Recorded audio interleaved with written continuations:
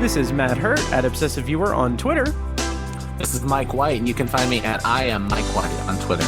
And this is ObsessiveViewer.com's The Obsessive Viewer Podcast.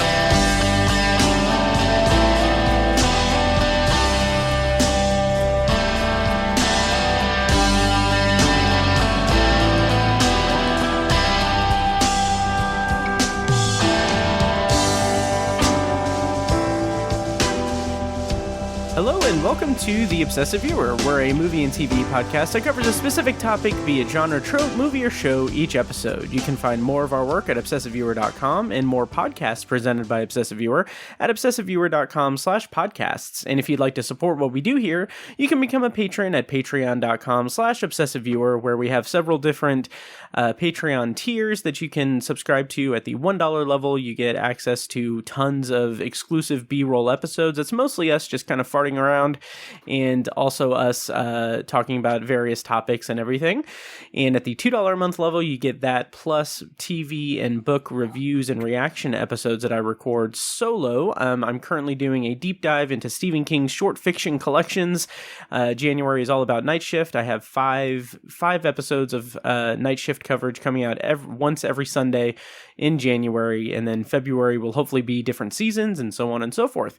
That's at the $2 level, and then at the $5 a month level, you get all of that, plus movie commentary tracks and immediate reviews. I had a very fun, unique immediate reaction review of Scream when I saw it the first time, and you can get a commentary track. One of 25 commentary tracks currently on the $5 level is me and Mike doing a commentary for Scream 1996. And then finally, at the $10 a month level, you get all of that, plus early access to episodes and bonus content that's not released on the main feed.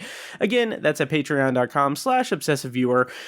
I'm your host, the aforementioned Matt Hurt, and with me today is the connoisseur of horror films that the most notable connoisseur of horror films that I know, and someone who shares as much of a love of the Scream franchise as I do, Mr. Mike White. How's it going, Mike? Oh, it's going great. Man, that's nice. Quite an introduction. I appreciate that. Oh, of course. Oh, yeah. That's fun. I'll take those. I'll take those accolades. Thank you, man. I appreciate that. Oh, yeah, absolutely. So how you doing tonight? I'm good. I'm still thinking about you calling me the connoisseur of horror. I did that rolls off the tongue, or maybe it's a bit of a mouthful. I don't know. I'm pretty good. Nice. You know, it's we got a Martin Luther King weekend, which is exciting, and then I'm just kind of enjoying it and trying to stay COVID free. Yeah, we'll see. I'll keep you posted on that. Nice. Yeah, I am. I'm trying that as well. Although tomorrow is going to be my third time in the movie theater in this weekend, all to see Scream. So there's that. But yeah. So today we're going to be reviewing Scream 2022. I did want to point out that this episode isn't going to go up until sometime next week, but we are recording this on Sunday, January 16th, which happens to be the birthday of our own Tiny. So happy birthday, Tiny, if you're listening. That's right. Happy belated, but we are wishing you happy birthday on your actual birthday. Yes. And it is also kind of, interesting connection to this episode. It is also John Carpenter's birthday. That's right. So that's interesting. Yeah. I think there's a strong, I don't know if it's an argument. I think it's fact that this movie, it doesn't exist without John Carpenter's influence all those years ago. So. Oh, absolutely. Oh, 100%. Even the main character is named after Carpenter. Right, Yeah, I love that. But yeah, so we're going to be talking all things Scream. We're going to, of course, do a non-spoiler section and a spoiler section. But Mike, you haven't been on the podcast in like a week because we did the year in review episode. How has 2022 been to you in terms of movies so far? Not great. Okay. You know, if you listened to that episode, I the only movie I have seen since we recorded that episode was Scream. As a matter of fact, so there's not a whole lot of new new watching to promote. But hopefully, you know, once my routine kind of gets going a little bit normal with school, I'll be able to kind of get back into my routines. Although you know, with Omicron and the contagiousness of this variant. Here we go, man. This is our new bingo center is when do they start talking about COVID? Right. Longtime listeners, shout out to you. Yes. But yeah, I haven't even brought this up with Jake, my movie night partner, but I'm considering shutting down movie night for just a couple weeks. I was wondering if you guys were going to adjust or anything. Yeah, I think we might. I will say a little peek behind the curtain. My wife kind of thinks we should. She's kind of mentioned it. And my son is not feeling very good. He had a COVID test today, so we're gonna wait and see how that goes. But yeah, if that's a positive test, we're definitely not going to movie night this week. So, interesting. I mean, that sucks. Hopefully, it's negative. Obviously. Yeah. Well, thanks. I hope so too. 2020 is 2022. Like, have you seen that? Like, 2022 is 2020. Yep. Yep. Right. It's the sequel. Exactly. So it feels kind of the same. And I watched a lot of movies in 2020, but 2021 was a little slow. And we'll see. Do you think that you'll do any, like, if you, so like say Omicron surges and everything, or even this, is this something that you guys maybe did something in 2020 to like this, but would you and Jake like do like an at-home movie night kind of thing? We didn't do one. Okay. We didn't even do a single one. Yeah, I mean, we might to get together and to get together with a buddy or two, but we don't count them. Right. In the past, even when we've gone pretty hardcore on movie nights, we would do like a Shocktober double feature with friends, where after movie night we would come to a house and watch a double feature, and we never counted those. Those don't count. Right. Has to be in a theater or in a drive-in.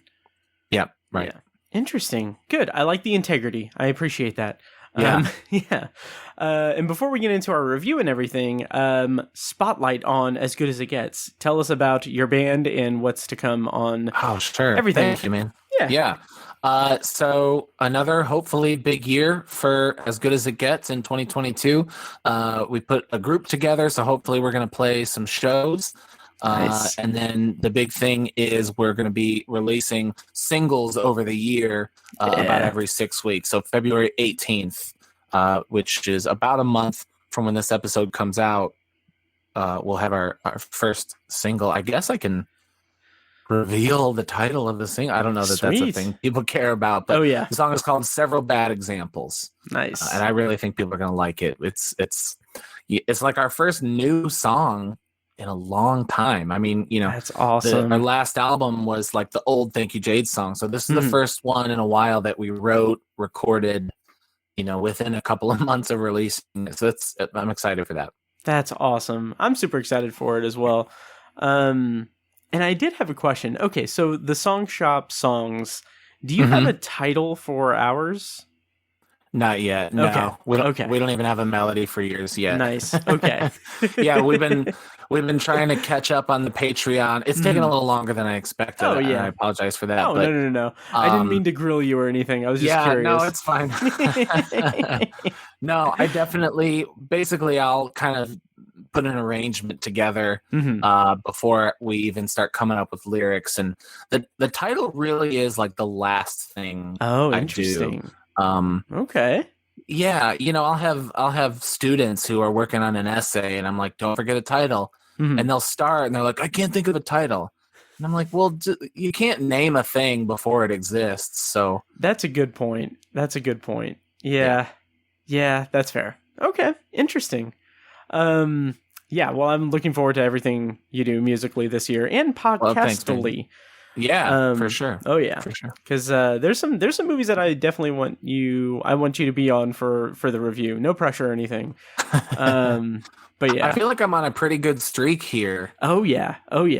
We've done, you and I have, and Tiny really for that matter, have made some pretty decent content lately. So hopefully keep the ball rolling there. Absolutely. And speaking of content, let's talk about Scream. Are you ready to get into this?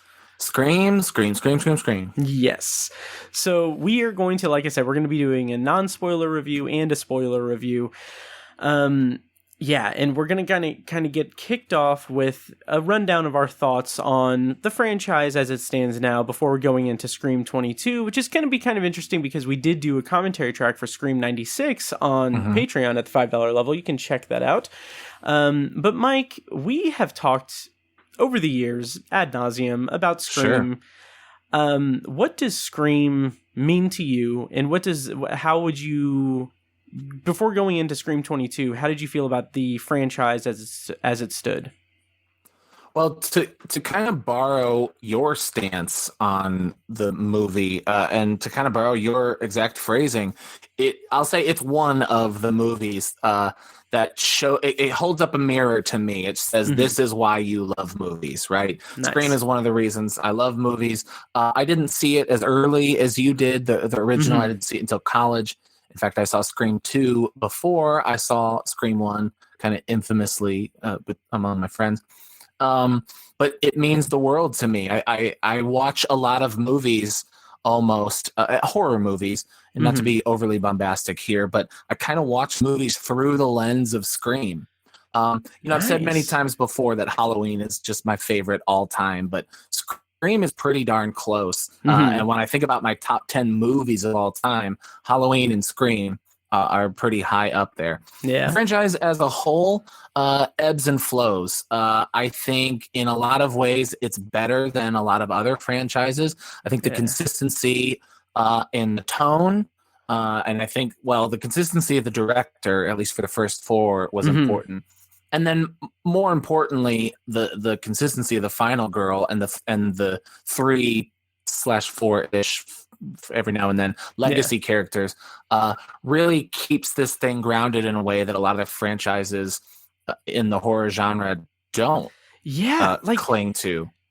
Like, if you don't mind me, interrupting. Like the fact that 4 entries. You have to interrupt me. I'll just go. You're like, Mike, what do you think? And I'm like, hold on. Let me take a drink. Yeah. Like, we have a franchise before now. We had a franchise of 4 movies made over the course of 15 years, all by the same director. Like, in the horror genre, that seems unbelievably and to a rare. great degree, the same writer. Yeah. I know that Aaron Kruger kind of did a number on Scream 3, but the bones are Kevin Williamson. Absolutely. Absolutely. Just off the top of your head, are there any horror franchises that have that kind of longevity in terms of the behind the scenes? Oh, behind the scenes? Not really. Like in terms of the same director and writer? No, not necessarily. I mean, I could nitpick if I wanted. I mean, Sean S. Cunningham has been involved as a producer in 4 or 5 of the Friday the 13th movies. Steve Miner directed 2 of them. We now have David Gordon Green doing 3 Halloween movies with the John Carpenter has a producer credit on those, so he's a producer on 1, 2, and 3, and then David Gordon Green's 1, 2, and 3. So yeah, to a certain extent, but in terms of one or 2 creators' specific vision, I don't think so. I guess you could suggest, I don't know, Lee Wanell on the first 3 Saw movies. Like I said, though. Yeah, right. Even James Wan is kind of the... right. Yes, Darren exactly. Bozeman, I think. Yeah. Darren Lynn Bozeman, yeah. So, no, you would have to fudge some numbers, I think, and or look toward Kevin Feige and Marvel. And what he's done, and the Russo brothers and what they've done with a specific vision. But in terms of horror, it really, plays on the tropes and it wants to be unabashedly a slasher movie. No, I can't think of another. I can't think of another franchise. Yeah, and that's just, I don't know. That's really kind of just special. So it is. So famously, or maybe not so famously, I don't know why I said that. After Scream 3, it was 11 years before we got Scream 4. And then it's been 11 years since then. So 22 years since the supposed trilogy ended. And then 11 years and 11 years. How did you how did your relationship with Scream change, develop, strengthen, weaken, what in the last 22 years? Ooh, so, and I want to say that the timing is a little off there because it was 10 years from last one. No, 11 because 22. Yeah, 22. I'm still in 21. Damn. All right, my bad. That's okay. But it's really interesting because I adore the franchise unabashedly. After we recorded our commentary track, I switched my all-time favorite movies list to have Scream is now number 4 instead of number 5. That's awesome. Good. Yeah. Oh yeah. I had to. But it's interesting because I really love the franchise, and it's one that I have talked about a lot. By the way, I just want to give kind of a shout out and let you guys know that I did write an essay for Midwest Film Journal all about Randy Meeks and my love of the franchise. I'll put a link in the show notes for to that. I was really proud of that essay and really excited for people to read it. But anyway, Scream 1 I saw when I was 10, blew my mind. Just because I loved it. As I think the more I think about it, I wasn't into horror movies, or I think I wanted to be into horror movies, but I was a little reticent to be into horror movies because I was a 10-year-old kid, and I think some of the stuff just and I kind of some of the stuff kind of grossed me out a little bit or made me nervous. But I think the thing that made Scream 96 so special, one of many things that made it so special, was the way that it presented itself as a whodunit. It presented itself as any one of these kids can be the killer. And then it hoodwinks us, and it's like, oh, wait, hang on. By the way, there's 2 killers. And I think that at its heart, it's this whodunit slasher meta story. And in addition to being just making me just opening the doors for me to be a movie fan, it was just something that made the horror genre for a 10-year-old like me more accessible. So that's my love for Scream. And then as the franchise progressed, I was blown away by Scream 2. I still struggle with whether or not I like it more or less than Scream. They're kind of neck and neck with me. But yeah, and those came out very close together. So Scream came out in 96, Scream 2 came out late 97. 97. Mm-hmm. Yeah, and then there was 4 years until Scream 3. 1999, December 99. Was it 99? I thought it was 2000. Yeah, 2 years. Wow, okay. By that time, I had kind of, I wouldn't say grown out of it, but I wasn't as obsessive about it as I was previous, because I think that's when I started branching out in terms of movies and different genres and becoming more of a movie fan. And I remember seeing the trailer for Scream 3 and seeing that and thinking Scream 3 is coming out. I didn't realize that. Okay. What is Randy? Scream 3 is 2000. Okay, I thought so. Okay. Yeah, I'm sure there are listeners screaming screaming right now. I apologize for that. It is 2000. Stabbing at us. They're a Nightmare on Elm Streeting us. But yeah, Scream. By the time Scream 3 came out, I was I wasn't like a Screamaholic anymore.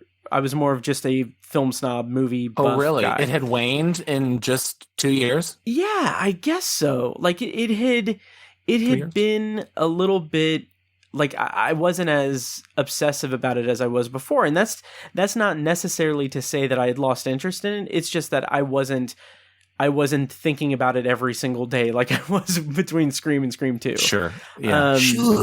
Yeah. And so when Scream 3 came out, I saw it in the theater, obviously, and I loved it at the time. And then it is my least favorite of the sequels. I'll go ahead and say that. Some of the stuff they did was not to my liking or anything, but then it's Matt Bettolini-Olpin and Tyler Gillett's least favorite Scream movie as well. Oh, really? See, I'm just assuming. We'll get to that later. yes.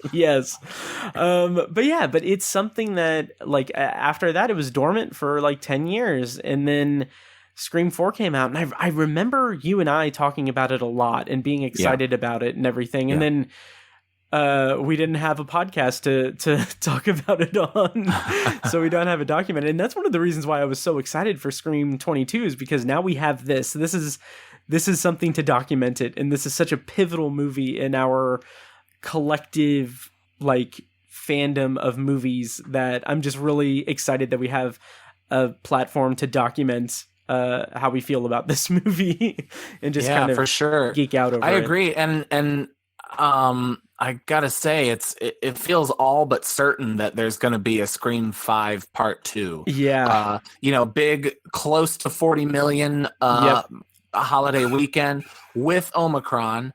I know that a lot of people were deciding not to go, but word of mouth, and maybe it's just my excitement. Maybe I don't know. Maybe my ear is kind of closer to the ground with this kind of thing. But the buzz seemed a little better than Scream 4 this time around. And I agree. What with the success, and I could argue, and we'll talk about this later, the way this Scream ends, I think that I can't imagine that there won't be a Scream 6. So the idea that we're going to have Scream movies to talk about moving forward is pretty exciting thing. Absolutely agree. I can't wait for a couple years when Scream Kills comes out and then Scream ends. Right. Yep.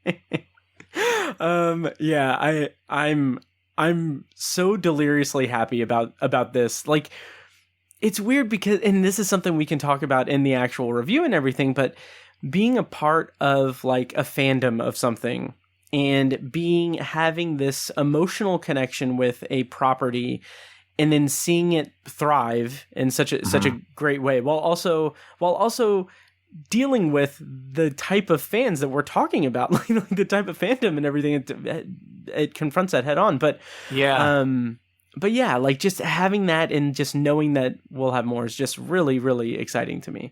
And to be clear, we don't, as a podcast, we don't really care about the numbers and who makes what money, but more bigger numbers means more movies, and that just gets us excited. So absolutely, that's the only reason we would talk about box office. So speaking of opening weekend, Matt, you actually got to see the movie an hour before I did. I did. Hour. I think our screen our curtain times were at the same time, but you live an hour in the future. And so what was your theater like on opening night and the theater experience and the crowd? Oh, that is a great question. Okay, so it was pretty much a packed house. The 3 seats next to me to my right were empty. But like they were no-shows basically. And I had really thought about just switching over to the seat next to me just to get like a buffer seat, but I was also like perfectly centered with the screen, so hopefully that doesn't come back to bite me in the ass. Tough. Yeah. And then the girl next to me kept coughing, so that made me very uneasy. Okay. All right. Yeah. So that's that. But a very nice kind of moment was I was in line to get my required beverage of the night, because like because with A-list I don't know, I like to, when I can, get a large drink to kind of because I'm not spending treat money yourself. on a ticket. I'm right. not spending money on a ticket. I'll get a concession. And get my Stubbs points that way. But so I'm in line, and like just the person in front of me, like I had headphones in the entire time, but the person in front of me was wearing a sweatshirt that had Ghostface on the back, and I was like, "This is great. I love that." Yeah, I had some Scream T-shirts as well. Nice. At my screening. Yeah, nice. It made me. I don't know. But I think there was like an original Scream 2 shirt. Oh, that's awesome. It looked faded enough that this guy actually got it in 1997. Oh, that's so awesome. Yeah, it was impressive. Nice. Wow. And the idea that the dude, like someone can still fit in a shirt from 97. I envy that. Yeah. But, but... yeah, so like the theater experience was great. Like people were laughing, jolting, gasping at all the right moments. I'm sitting there like a freaking idiot, just like there were moments in this movie where I clutched my chest like, they did that. They said this. And just so it was such a fun theater experience for me. I was just so floored by it. How was your theater experience with it? It was pretty close to that. I don't know that I had the crowd interaction. It sounds like you had. Like I said, there were a good amount of Scream T-shirts, which is always fun to see. I was lucky enough that to my left was friend of the podcast and host of The Nerds You're Looking For, Pat Kuhn. Nice. And then to my right was my friend Jake. So in terms of like knowing and, you know, are the people next to me vaccinated, that was comfortable, at least for me. And then kind of the same thing. I don't know that there were shrieks and squeals of terror or anything like that. And it kind of seemed like an older crowd, which I think might be part of that. But yeah, any of the funny bits hit really hard. Dewey clearly is a fan favorite. Oh yeah. And you know, anything he did or anything that was kind of centered on him popped for the crowd. Nice. So that was fun to watch. Yeah, it was a good crowd and it was a good experience. I was kind of tired all week and I went to bed early the night before just because I wanted to be like peak performance for this. It's interesting. Awesome. It's funny that it comes at the tail end of a good couple of months of movies that mean a great deal to me. 1 month really after a huge Spider-Man movie, 2-3 months after the middle part of a Halloween movie trilogy that I'm just in love with. So to borrow a phrase from my mom, my cup runneth over. I guess in a way I am one of the toxic. I don't think I'm a toxic fan. No. But I am a fanboy. One of my was like wearing a Spider-Man t-shirt on the day Spider-Man came out. Nice. One of my students was like, "You look like a fanboy." And I'm like, I am a fanboy.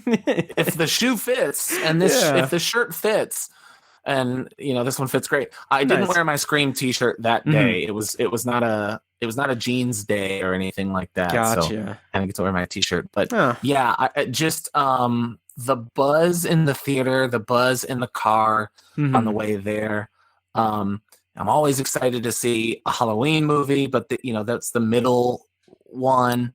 This one, I'm so excited for this movie. Oh yeah. Should we talk about it? We should. And I do want to mention, it makes me a little sad that I don't have a Scream shirt. I've never gotten, I have a ton of, I'm a 35-year-old man who has a ton of graphic tees. I'm wearing a shirt that is Deadpool making fun of Batman. I am the knight with the ears. But anyway, but I don't have a Scream shirt. I need to rectify that. I need to go online and grab a Scream shirt. But yeah, let's talk about this. So non-spoiler thoughts for Scream 22. Mike, how did you feel about this movie in non-spoilers? I loved it. It was such a blast. And the way I described it to people afterwards was there's a feeling I get that doesn't happen often. It happens with a select few movies. And I haven't done the science yet to figure out exactly which movies do it. So I can't tell you exactly why. But there is a feeling I get when I watch a Scream movie, any Scream movie, where when it's over, my heart aches in a way that's kind of difficult to explain and articulate. I just want to continue to live in that world. I don't want to live in Woodsboro because I don't want to be stabbed. Right. But I want to experience more of these characters. I think, one of the feathers in the cap of the Scream franchise is that every movie ends and there's no hint of a sequel. There's they all satisfy themselves. And I just feel, I hate to say that I want more because I don't mean to suggest that I'm dissatisfied or unsatisfied by the end of a Scream film. Right. But I'm so in love that I toss and turn all night wishing I could, I said yesterday on Friday while I was at work, and students were asking me what I thought about the movie. And that night I was like, there is a non-zero chance that I'll go home and watch Scream again tonight, the first one. Nice. Because I want to live in the world. I just want to feel kind of what we talked about when we recorded the Patreon commentary. There's a nostalgia to it, but it's like the nostalgia in the movie and my memory of watching it. It just my heart ached watching it, and when it was over, I tossed and turned all night thinking about it. It was a fantastic experience. Nice. What about you? Same. Like I feel that energy so much. Like that idea of wanting to live in this movie or be in this movie for longer, because it is this. It's on one hand, it's comfort food. It's a comfort food. It's to a lesser extent, maybe there's a level of validation that we get from these movies where it's like we're seen as people who love movies and people who love a specific type of movie, and people like this is as much a celebration of horror movies as it is about being a slasher. And that's something that I've gotten away from being a horror movie fan over the years, but it's something that like it is very much tied to who I am as a person, specifically because of Scream in '96. And it's something that I just feel so appreciative of, the way that this franchise handles that level of admiration for the genre that it's in, and without necessarily sending it up or being a parody of it. Like, it does poke fun at it in very fun ways, but it is very much in admiration of the genre and respectful of the genre that it is in and has been in for now 25 years. And it's so great. And my experience seeing the movie was documented on Patreon, because I got a new lav mic for Christmas.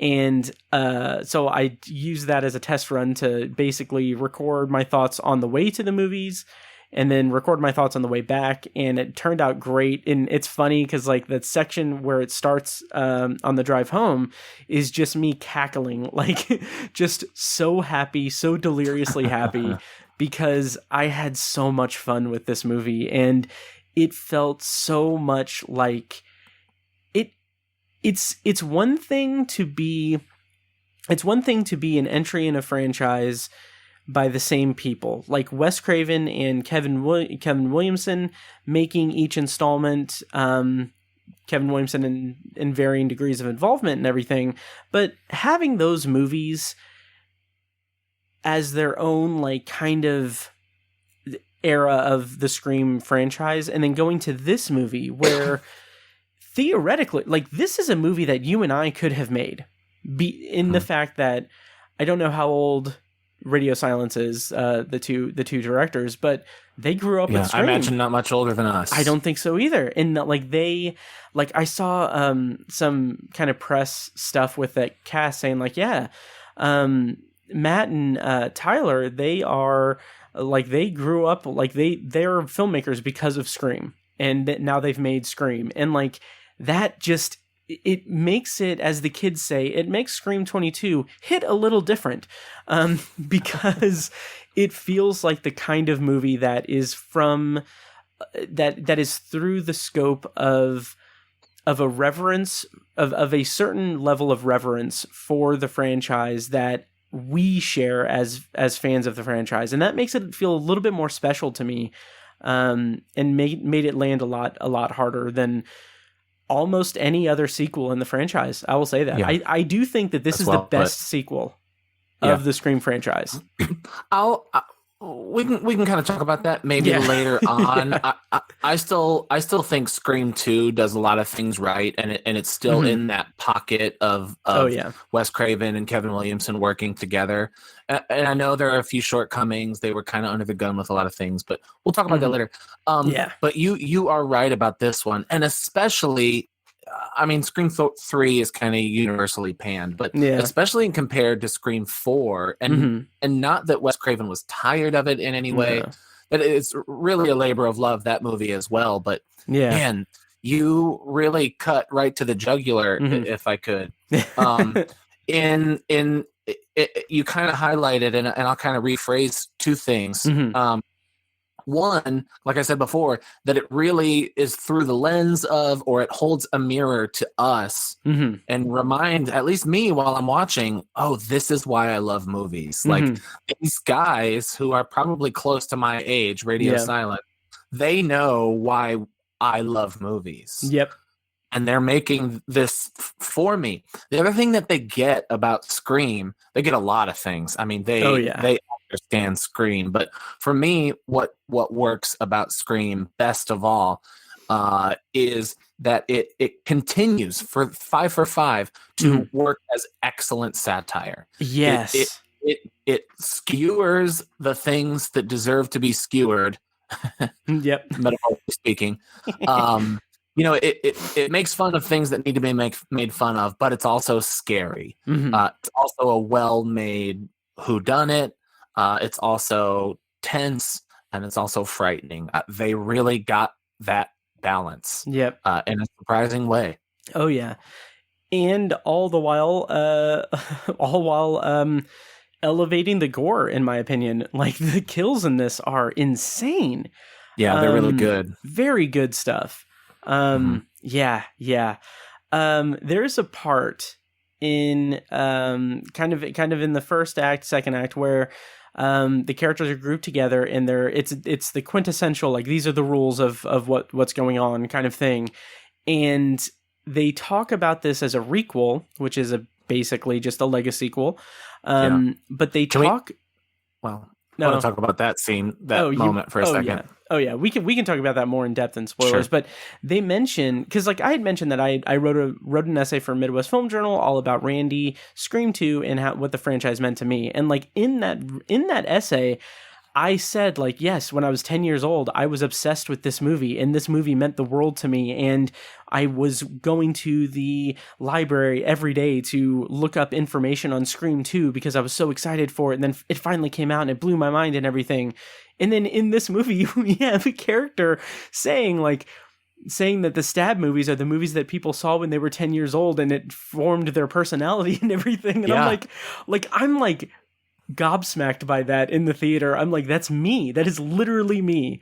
Totally. Yeah. Totally. Yeah. But it's so weird to say this, but I mean, we have 12 more months to go, but man, what a way to start 2022.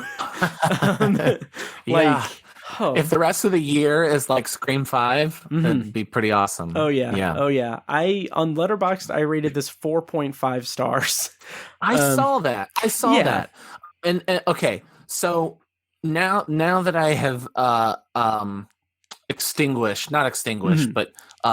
professed, we gushed, right? Yes. We gushed.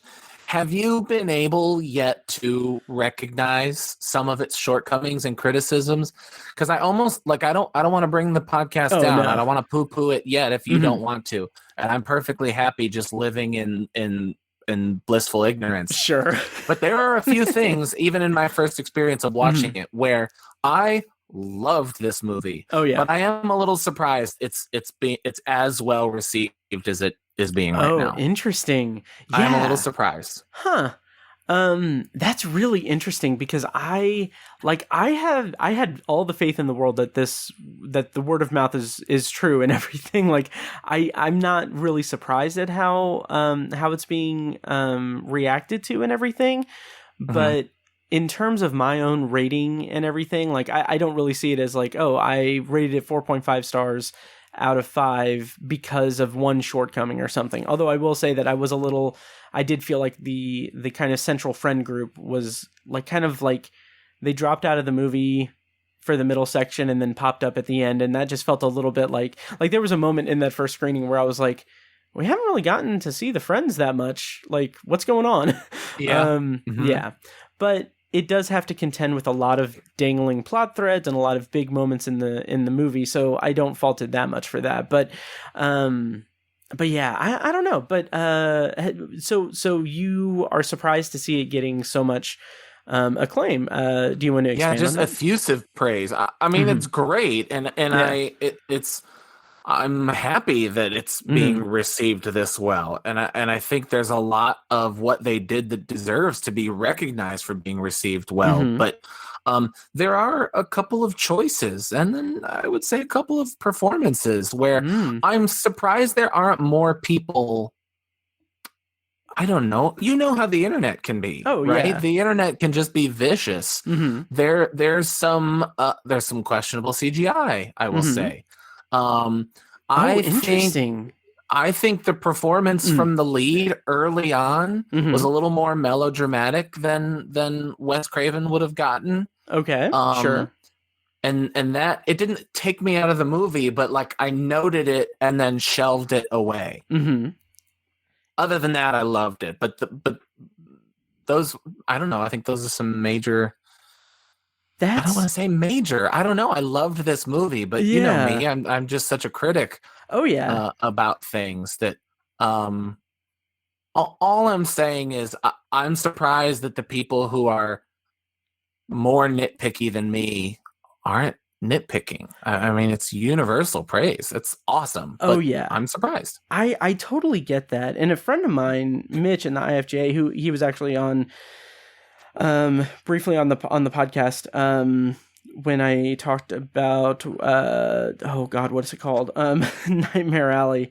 But I'm trying to find his Letterboxd review because he had some interesting reactions to it. He liked the movie, but he also had some critiques of it, and I'm struggling to find it here. But anyway, one of his big things was that he did not like the lead performance, the new final girl for the franchise. He didn't really, he couldn't connect with her. Here it is. Okay. A really well done thing. His username on Letterboxd, by the way, is Wounded Kite. The mystery itself is engaging enough. Sadly, the biggest flaw in Scream 22 is the new final girl, played by Melissa Barrera. Simply put, she absolutely whiffs any dramatic moment the script tasks her with, and it's particularly glaring given the caliber of talent by which she's surrounded. And then he goes on to talk more about that. But I thought she did a fine job. I thought there are some elements to her story that I felt were pretty interesting, and maybe it might as the movie settles with me after a few more viewings, it might be to its detriment, because it is decidedly unlike really anything in the Scream franchise. But it's also an interesting angle nonetheless. So yeah, I don't know. Or should I say nonetheless? Yeah. You know, I would suggest that it's not all that different from some things we've seen in this. We're dancing with the devil here, the spoiler devil here. But there are some choices. Again, I'm okay with these choices. And you know, a horror whodunit that has really teetered on this, soap opera in a way. You know, if you dissect the first Scream a whole lot, it's a bit of a soap opera. So, the main character's arc has some heavy soap opera elements, and I buy them. Like, this is me saying I'm all in. I'm willing to take the journey. My point is, I'm surprised with what people complain about Scream 3. They didn't have similar complaints about this. A lot of people were just kind of agreed to take the same ride that we did, which is fine. But to that, your friend's critique, I'm going to come. I think he's a little harsh. Okay. All respect to him. I haven't read the article. I don't think she lifts everything. I think she gets better as it goes. I think the second half of the movie is great, but when she's doing some of the soap opera, some of the melodrama, it wasn't pitch perfect for me. Yeah, I get that. Something I do, and to his point, surrounded by a cast of characters who are great. Jasmine Savoy Brown as Mindy Meeks Martin was fantastic. Absolutely. Mikey Madison, kind of as just like a side friend character, is like, kind of does what you want to see from side characters, right? It's like that Yeah. dance of like, oh, she probably could be, but that would be weird if she was. Right. Like Kyle Gallner, obviously red herring, but you know, a decent performance with what he has to work with. I thought Jack Quaid really understood what movie he's in. I think Dylan Minnette is great in everything. Yep. Every scene he's in was fantastic. Jenna Ortega, surprisingly, was fantastic. Oh, absolutely. Absolutely. But I don't know, something about Melissa Barrera's performance, it just was not, it wasn't fully cooked for me. That's interesting. Yeah. I don't think I had a problem with her at all, but to each their own. But I will say that let's just talk about the character of Richie, played by Jack Quaid, and non-spoilers, because I adored that character. I thought he was so endearing, and it's such an interesting, I don't even want to say it's a riff on Randy at all, because that's Jasmine Savoy Brown. Yeah. But he is this other element to the meta-ness of it, where we have, like what I said in my review was that Scream 22 understands more than any other entry in the franchise understands that the Stab franchise within the franchise isn't meant to be, or shouldn't really be, like its own beast of its own vessel for making fun of the horror genre. What it is this this device for exposition of the Scream franchise and the Scream story up till that point. And that's what I love about what they do with Stab in this entry, is that they use it as like, okay, well, this is how the characters know about the story of Scream from 96. This is how they know, like, what it is. Like the whole opening phone call where they riff on that, like we talked about in our text messages. Yeah. We'll talk about that in a little bit. Yeah. It's great. But also we have Richie, who is someone who doesn't understand throughout the movies, or throughout the movie, he's like, there's a bit where he's watching Stab on Netflix to understand it, because he is Sam's girlfriend or boyfriend who has been dragged along. And I think Jack Quaid is amazing. So yeah, he's great. I think he evokes Derek in Scream 2 a lot. Yeah. Right. Yeah. And I think they're doing that with a little bit of the like charm and quirk of Randy. Yes. I mean, we both agree Mindy is like the Randy. Idea there, but though I don't think it's so stereotypical. I don't think they're, it's as tropey as we're kind of making it. Right. I think they shuffle a couple of personalities. And I love kind of the amalgam of a couple of different characters that they do for Jack. Yeah, absolutely. So do you want to go into spoilers for Scream 22? Yeah. Okay. We'll do spoilers already. Well, that was short because I wanted to talk about the opening. Oh yeah, to focus on Jenna Ortega. Oh yeah, but I was going to say it's difficult. Yeah. Like, I don't think it's a spoiler. No. If we talk about this first scene, it's the plot. No, yeah, let's go ahead and talk about that in non-spoilers. Yeah. Okay, non-spoilers, but I kind of want to say how that first scene ends. I don't think that's a spoiler. Nah, okay, I don't think so. So Jenna Ortega's character, Tara, is the first ever survivor of an opening scene of a Scream movie, which I kind of predicted. I remember talking about that with some students because there's some shots of her in the trailer that aren't in this house, and she's clearly the opening scene, the most famous of all of those kids. The Drew Barrymore, the Jada Pinkett kind of thing. They're clearly going to riff on that, but I have a feeling she survives, and she does. Yeah, I think we even talked about that.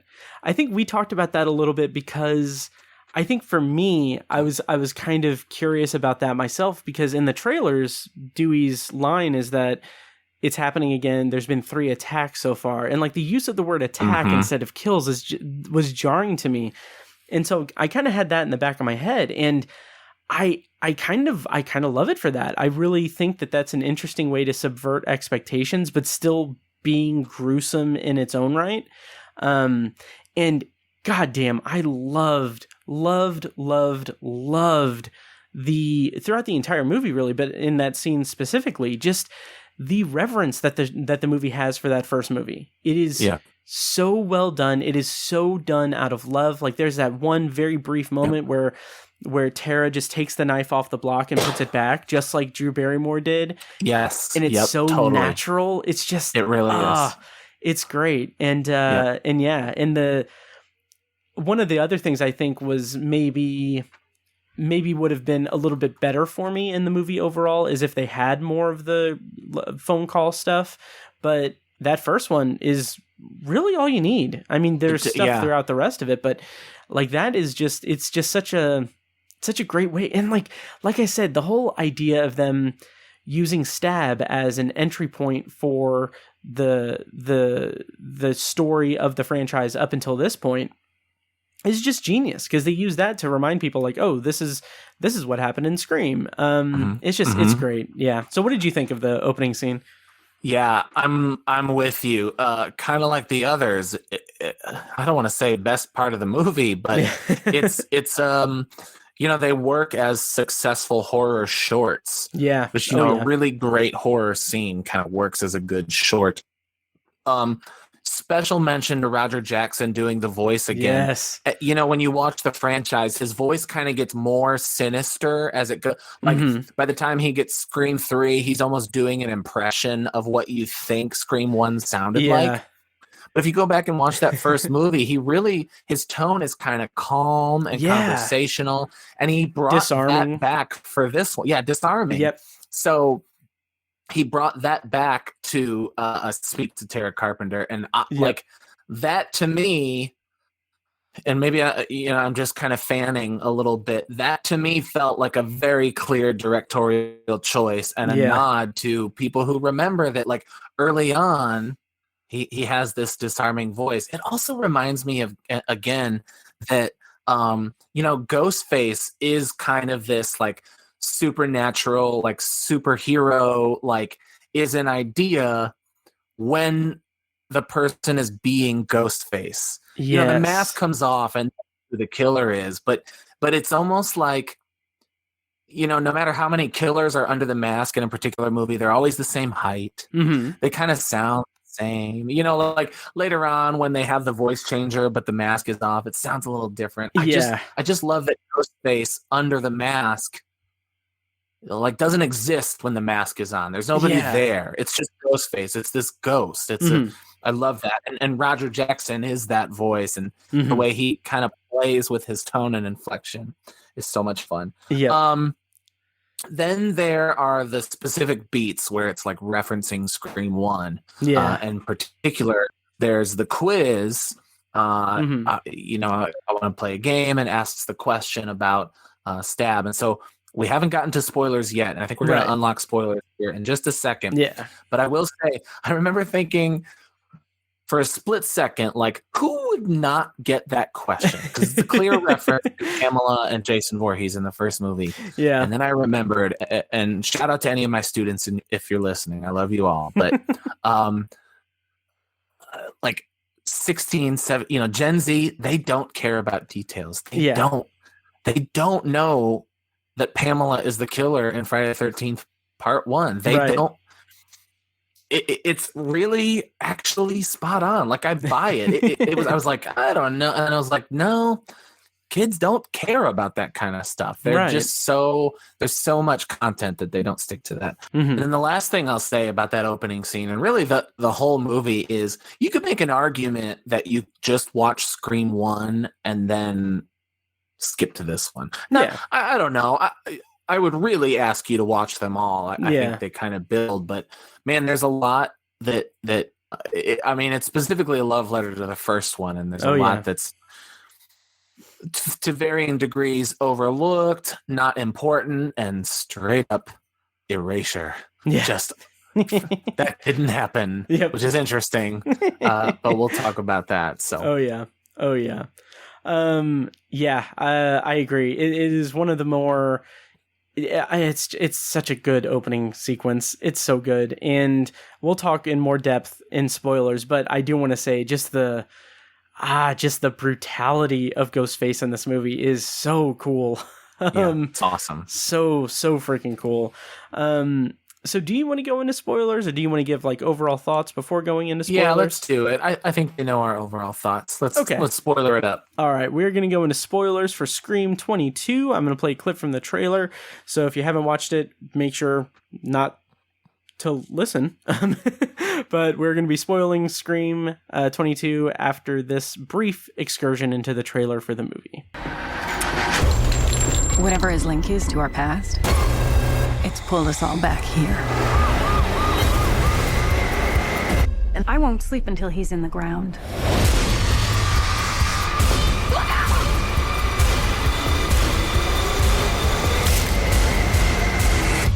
Hello, Sydney. It's an honor. All right, so spoilers on for Scream 22. And Mike, I intentionally put part of the clip from the trailer that has the "It's an honor" line. Yeah. Because that scene, I don't know if you want to jump around to that or how you want to handle it. Where do you want to start with spoilers for Scream 22? Let's save it. Let's kind of keep going with this opening scene. Okay, yeah. Because I do think there's a lot to say about that. Also, funny in the trailer that Ghostface is not talking to Sid at that moment, which is just another don't trust trailers. That's not real. Yeah. So Tara Carpenter survives that attack, the first ever attack, and then cut to her older sister is in Modesta, California. Is that right? Yeah. Working at a bowling alley with her boyfriend Jack, and they are told her boyfriend Richie. Her boyfriend Richie, played by Jack Quaid. Excuse me. Called by Wes Hicks. Wes has to be named for Wes Craven. Oh, 100%. And then later in the movie when they're having the memorial party, it says for Wes. Just right. Love it. Yep. Who is the son of, I guess, fan favorite Deputy Hicks? People were like excited that she's back. Okay, I guess. Like when in my second viewing of the movie, I saw it the second time in the theater with my girlfriend, and when Sheriff Judy gets killed, like I looked over to Jess for her reaction. She was like, "Yeah, not terrible. Like that's not horrible." Because she wasn't a fan of Deputy Judy in Scream 4. But yeah. Anyway, so yeah. So they so Tara is attacked. She is up in the hospital. Wes says, "Hey Sam, Tara was attacked last night. Stabbed several times. You need to come and see her." So they come, and it's Sam and Richie meet Tara and her group of friends. So that's when we kind of meet our principals. Yeah. A few of them, they kind of save like the sitting out by the water spring, the waterfall. Yeah. You know, the water fountain thing, or the water fountain. Yeah. Yeah, they saved that for a couple scenes, but this is where we meet Amber. Yeah, and I think Liv and Mindy and Chad, are they all there? Yeah, they're all there. It's and I think that's all. Yeah, and Wes, of course, and Tara, obviously. Yeah. So we meet pretty much all of them there, and it's kind of a rapid fire kind of thing. That's one thing that kind of feels a little bit like we have to play catch up a little bit later when they're all talking and everything, but it's a pretty well stacked cast of characters. I think they're all pretty interesting. And I can't remember, like, I wish I could watch the first Scream for the first time and remember, like, when you meet all the characters, how, like, you don't remember them instantaneously, right? Yeah. Like, by the time I saw Scream, I knew who most of those people were. I knew who Matthew Lillard was. Yeah. You know, we don't meet all of them together until the fountain scene, because we meet Tatum when Sid is coming up to the school, and then well, obviously Billy when he's in the bedroom with her, but I think the fountain scene is the first time we really see Stu and Randy. Yeah. I guess you're right. I guess they've introduced a few of them beforehand. Yeah. What I guess what I mean is, like, you meet Wes at the hospital, and I want to say it. I kind of guessed that it was him, but it wasn't until they're out by the school that I was like, oh, he's the one who called Sam. Oh yeah. To come home. Yeah. Oh yeah. Yeah. I didn't really think that it could have been him. Although I do love, and we're jumping around a little bit. I just mean that he was the one on the phone, like, because beckoning her home. Yeah. Yeah. Oh, like, that's interesting. Like when she's saying, when she's talking to somebody on the phone, Sam is talking to somebody on the phone, and they're like, you need to come home. Tara has been stabbed. I didn't put it together that the person on the phone telling her to come home was him. Was Wes until like the second time you meet him. I'm like, oh, okay. He told her to come home. Yeah, okay. yeah. I got you now. Yeah, I agree. I do love the way that the movie has, like, for as much as like pretty much my sole criticism of the movie is that the teens kind of disappear after the house scene, the suspect scene or whatever, and then they all meet up again in Stu's house. But but for that criticism, we do get a lot of context for them, because we get them shooting pool, and like we get the little individual things for each one. Like Chad and Liv are a couple that haven't had sex yet, and what was Kyle Gallner's character's name? Vince. He is kind of stalking Liv as a red herring and everything. Then we have Wes having a crush on Tara, and we have Mindy being Mindy, I guess. I don't know. Yeah. So we do get some good insight into the characters, I guess. Yeah. What did you think of this crop of, as I called it in my review, crop of knife fodder? That's funny. They're good. I can't wait to see it again. I have only seen it the one time, and I have a feeling I have more of an affinity for these characters the second time I've seen it. But instead of thinking about like what it was like to watch the first Scream and realize those characters, I tried to remember what it was like in 2011 meeting that group of characters for the first time. And I will say that group in 2011, Scream 4, had a bit of an edge because I had a familiarity with them. Like, I knew who Emma Roberts was. Hayden Panettiere was kind of famous at that point. I like Rory Culkin isn't super famous, but he's at least recognizable as a Culkin. So I remember thinking, like, I'm already vaguely familiar with some of these, so I didn't have to do a whole lot of catching up. These are mostly nobodies. I mean, I think Wes, Dylan Minnette was in 13 Reasons Why. He was in a couple things. I mean, people kind of know who Jenna Ortega is. Yeah. I don't really. But, that's the thing. I don't know Jenna Ortega at all. I know the guy who played Chad from Booksmart. Okay, yeah, that's right. Yeah. And I think Kyle Gallner was in the remake of Nightmare on Elm Street. Yeah, he was also in some late episodes of The Shield. He was fantastic in it. Yeah. And Melissa Barrera was in The Heights. Yeah. Yep. Last year. But I really liked the energy of the characters and everything, and it was interesting. And I don't know how much of this is just PR or what's the word I'm looking for? Not marketing, but like promotion stuff or anything. But like I saw like IMDb posted like a video of a bunch of the cast talking and everything, and I like Dylan Minnette was talking about how, like, making this movie, it's obvious that the directors are huge fans of the franchise, and we all love the franchise as well. And even the fact of like working through COVID, like we're all in these, like we're all grouped together, and like we literally can only talk to each other and everything. So we all grew as like a family on the set and everything. And I don't know how much of that is like, oh, just, we got to sell this movie, but I kind of get that. Like, there's some good chemistry among the cast in this, and to be honest, I'm kind of really happy and fearful, I guess, to know that there's kind of a respectable amount of them that can be carried over to the next installment. Really just Mindy and Chad. But, but Chad died. No, he didn't. Chad? Yeah. He's in the ambulance when Mindy is being taken into her ambulance. She sees Chad in the back of the ambulance and she gives him a thumbs up. Really? Yeah. Oh, I missed that completely. Yeah. Okay. Yeah.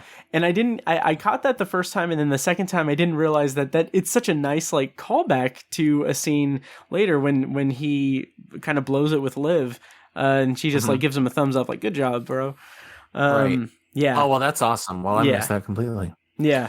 So they go to find Dewey. How did you feel seeing Dewey? How did it feel to like see David Arquette on screen as Dewey again? And then how did you feel about the state of Dewey? Yes. Okay. So, and I feel like we should have backtracked and done the Billy thing, but that's fine. Because now I'm trying to think. But I will Was the Billy thing before that? Yeah, because remember, Sarah says like, "Give me one good reason." Like he says like, "Give me a reason to talk to you" or whatever. I'm Billy Loomis's daughter. Let's backtrack. Okay. We get our first kill of the movie. Kyle Gallner. Yeah. They're at the bar. We meet the kids a little bit more. A little bit more interaction. And then Kyle Gallner, Vince goes outside, and in one of the probably my favorite kill actually. Oh, really? Like, interesting. The look on Ghostface, like when. I say he, I'll just say he, Ghostface, kind of like cocks his head a little bit behind him and then just boop, like stabs him real quick in the ear, the throat, the neck. I don't even know. Just like and then like lets him fall. And then you get the hero shot and the pose and above the. Yeah. How did you feel about that in relation to, in relation to the trailer shot that isn't in the movie where it has his shadow projected onto the wall? Yeah. The shadow shot is kind of cooler. But, yeah, I think so too.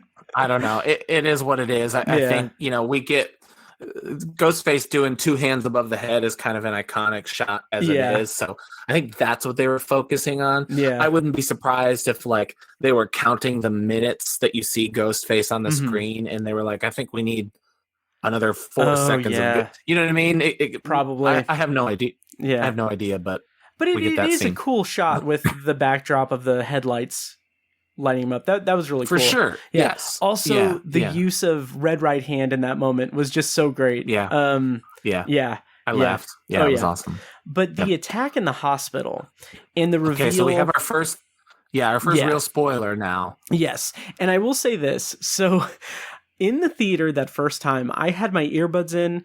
I was listening to podcasts all the while and everything, because even when I was in my seat, I was like, I do not want to overhear anything. Like, I don't want to hear any conversations or anything. I just want to be as clean as I can.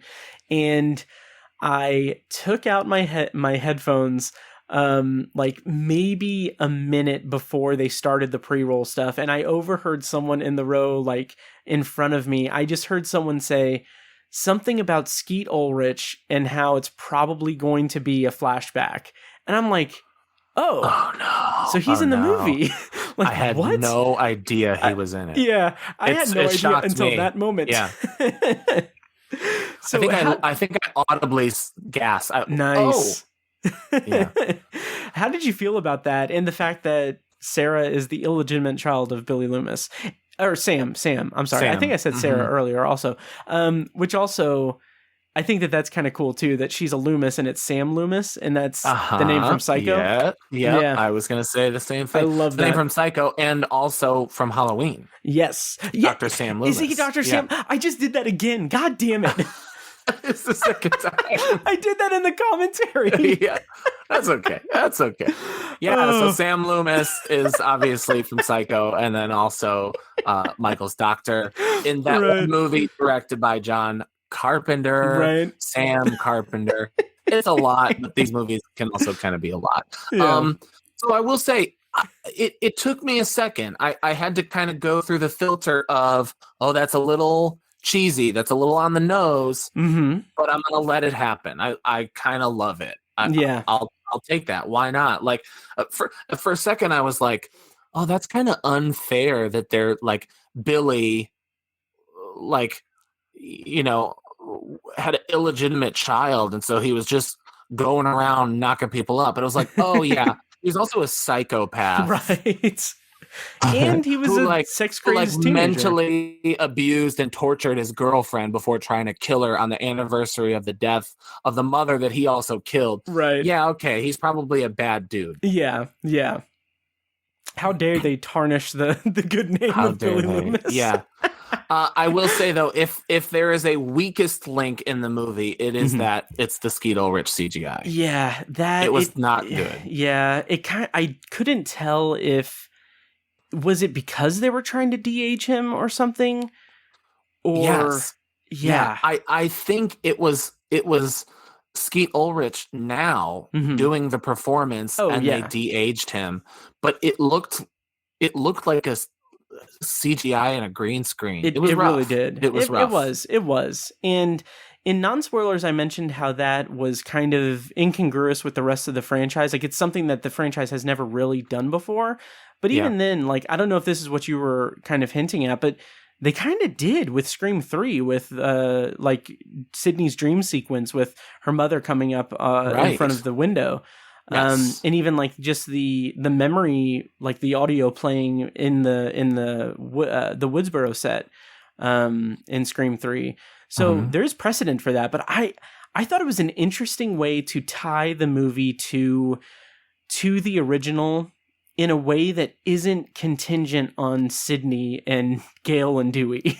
Yeah, like, that's a great way to put it. Yeah. Even the fourth one, it kind of came back around to Sydney. Yeah. Oh yeah. And this one kind of doesn't really. No. It's in fact, it is the one movie in the franchise where the motives of the killers has nothing to do with anything personal. Like, it's nothing personal in any case. It is strictly. Yeah, that's a good point. Yeah. And like, I was kind of motive. It's the millennium. Yeah. Motives are incidental, and born out of Reddit. But yeah, and we'll talk about that later. That scene, that bit, really, that whole plot point, it's not movie breaking for me. No. But I will say, if I left the theater wondering how other people are going to feel about this movie, it's the Billy stuff where I was like, I wouldn't be surprised if people don't like that. Yeah. So that really is why when I say all the effusive praise surprises me a little bit. Yeah. Is, fandom is a lot angrier about far less. Yeah. Oh yeah. I even remember in like 2011, people were kind of griping about like, oh, so Sid's mother had a sister that we had no idea about or anything. Like, well, yeah, right. we don't exactly. Yeah. There's not. For the record, Scream 4 is great. Oh, absolutely. It holds up incredibly well. Yeah. My affinity for it has really grown. Is great. Oh, yeah.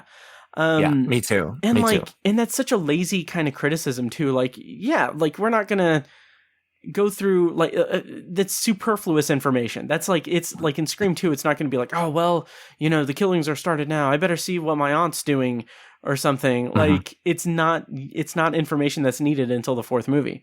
But here, something I thought was really interesting about the Billy aspect of it is that it isn't played up as much of a mystery, really a mystery at all, really, because she kind of comes clean to the entire friend group. Like, oh, hey, by the way, I'm Billy's daughter, so that's why this is happening. I don't know why, but that's why Tara was attacked and why I was brought back.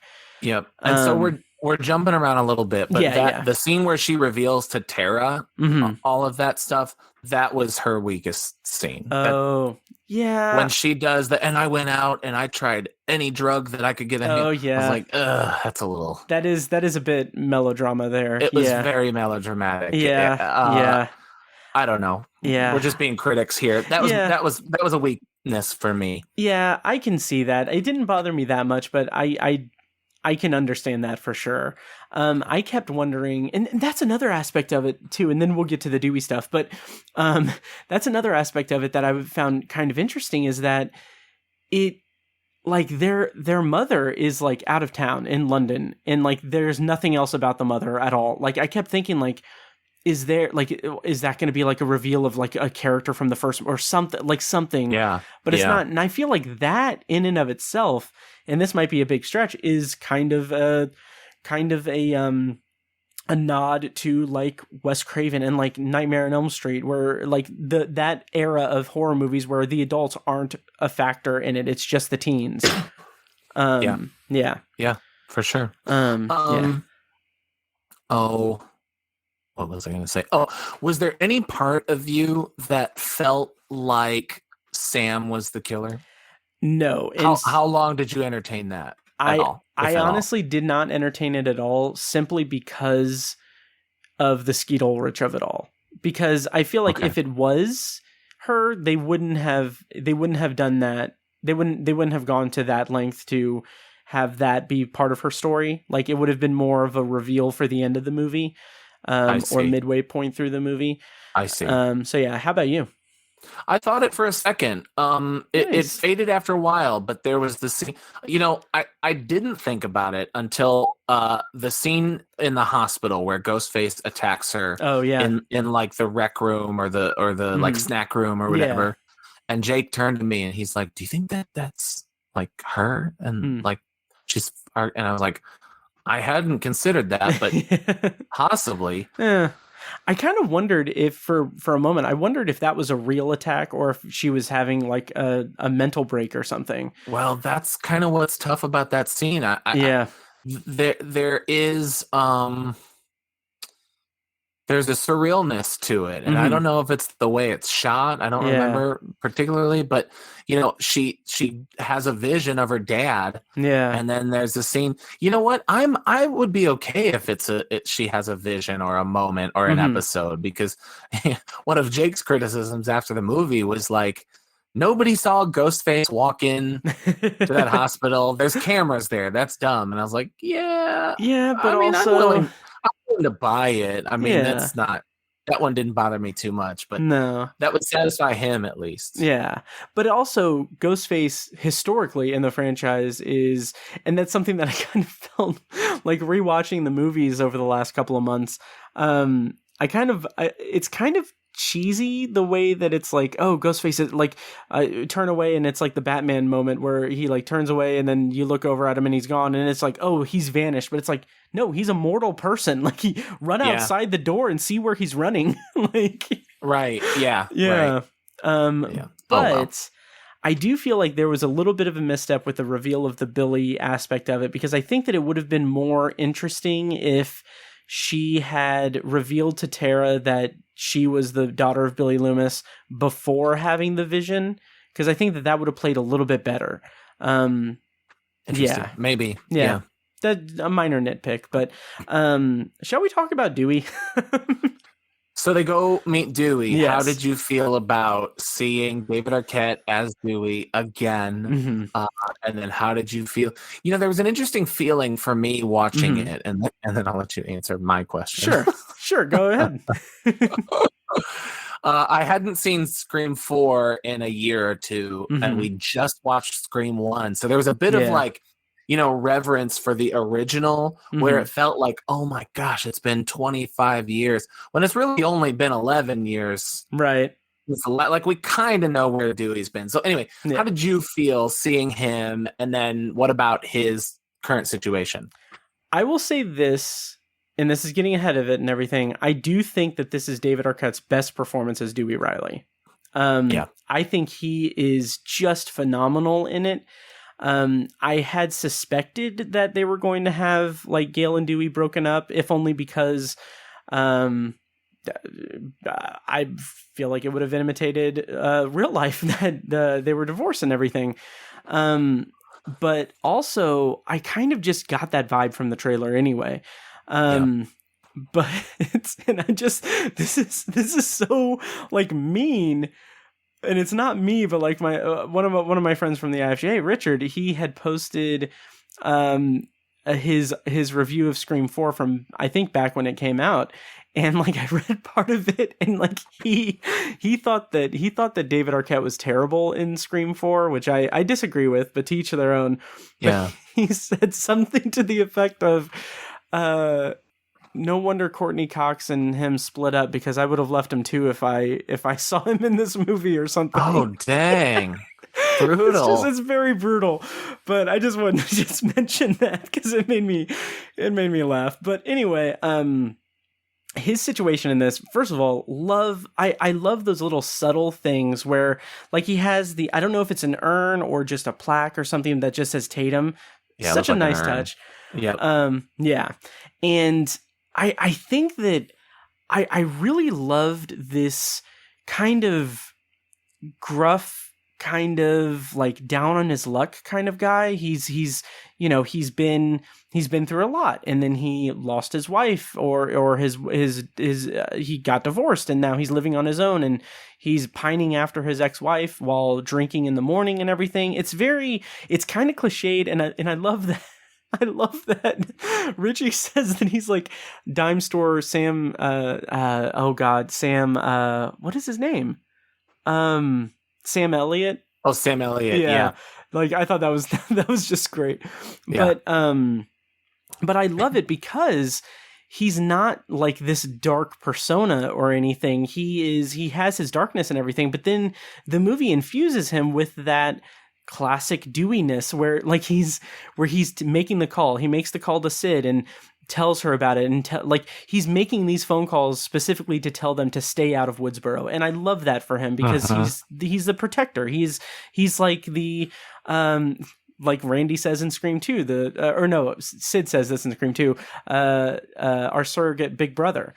That's the role that he has. He's the protector of the legacy characters. And then, like, amidst all this darkness and everything, he texts Gail, and then that was so sweet. It was so sweet. The smiley face thing that I love that. It's just it's so great. Yeah. Oh, it makes me sad. Yeah. If there was, I could have taken bets that one of the legacy characters was going to die coming into this one. You and I have said one of them had to die. Oh yeah. I even said in my Patreon. Sorry. I even said in my Patreon recording on the way to the theater, I said two things. I said, my expectations for Scream 22. I think it's going to be great and everything. I think one of the legacy characters are definitely going to die.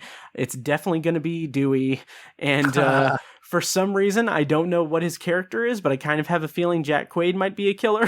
Oh, really? Wow. That's awesome. Good on you. I wasn't sure if it was going to be Dewey beforehand, but after we meet him again for the first time, it was pretty much a slam dunk at that point. Yeah. But in a good, again, it's a hard thing to explain to young people, and I'm sorry that a lot of my critiques come through the filter of like educating 15 and 16-year-olds. Oh, no, it's great. It's just my worldview. To explain that, like, him dying is sad and heartbreaking, and I hate it, but it's such good story making. Yeah. Right? It has to, and it feels good because it feels so bad. You know what I mean? Like, it hurts so good. Yeah. Does that make sense? Oh, absolutely. And it's so interesting because I had not necessarily I was heartbroken by his death, but it was a different kind of heartbreak. It was something very interesting, and it's something I applaud the movie for because it's the biggest character death since Randy in Scream 2. Like, sure. Obviously. Certainly. Yeah. But that I wrote a whole essay about the Randy death in Scream 2 and how that just profoundly devastated me and everything. I wasn't devastated by Dewey's death in this movie. Yeah, me neither. Okay, interesting. Yeah, well, just because I think that there's something narratively satisfying about it. Yeah, it's a hero's death.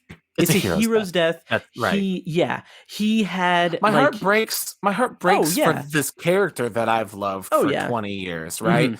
That was upsetting. And, anybody who dies that you like in a movie, it's upsetting. And it's Dewey, and but the hero's death and the narrative arc of it is like, he is the protector of Sid and Gail and the protector of Woodsboro in a way. It kind of makes you then ask, like, what's next for Woodsboro if Dewey's not there? Yeah.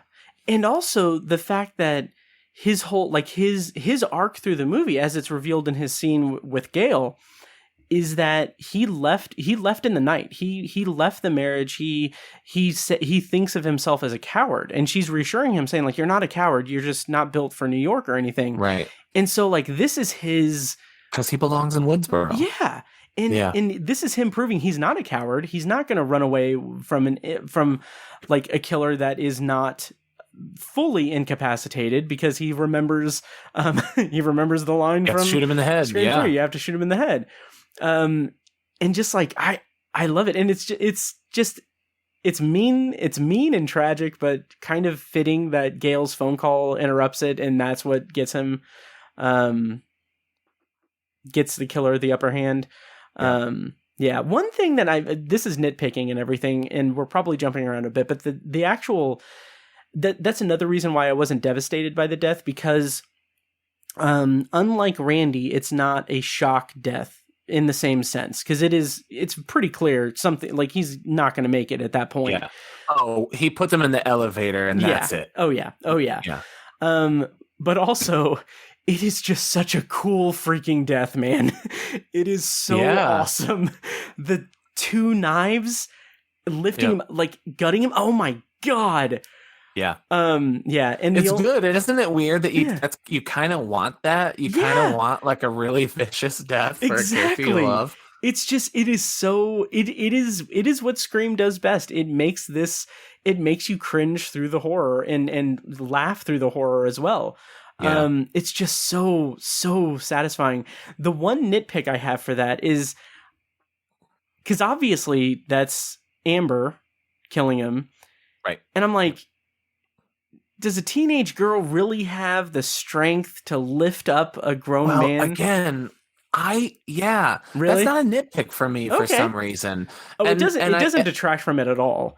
No, there's something for me that happens, and I don't remember if like Nev Campbell or Courtney Cox or somebody said this in an interview, but it's really a position I've held since I can remember. Mm-hmm. I'm not claiming that something supernatural happens. It is her under the mask, but in watching this, I don't know, this fantasy of a movie. I mean, it's a movie. It's a pretend. It's a show. Mm-hmm. There's something about it becomes supernatural when they put the costume on, right? Whoever is under there for a moment while we're watching a movie is just gone, and it's just Ghostface, and Ghostface is a little supernatural, right? Like Ghostface rarely dies with the mask on. In fact, I don't think any Ghostface ever dies with the mask on. No, right? None. So if we want to get really critical theory about it, it's only when they take the mask off do they become human, because the mask on is a ghost, is this haunting of these people. So there's something I'm really okay with to a certain extent. Sure. What they allow Ghostface to do outside the bounds of what this, 120-pound girl can do in this costume. It's, that Ghostface is like 6 feet tall. Yeah. And, that's not, but I just buy it. I'm just in the fantasy. So I'm okay with it. I agree. That does make sense. That's fair. Yeah. And maybe I'm cheating. Yeah. Maybe that's a cheat, but I'm offering, I'm giving it to them. Speaking of the deaths, when Wes dies and he gets the knife through the jugular and then out the side of the throat that stays there as the blood is like spurting on Ghostface mask. Yeah.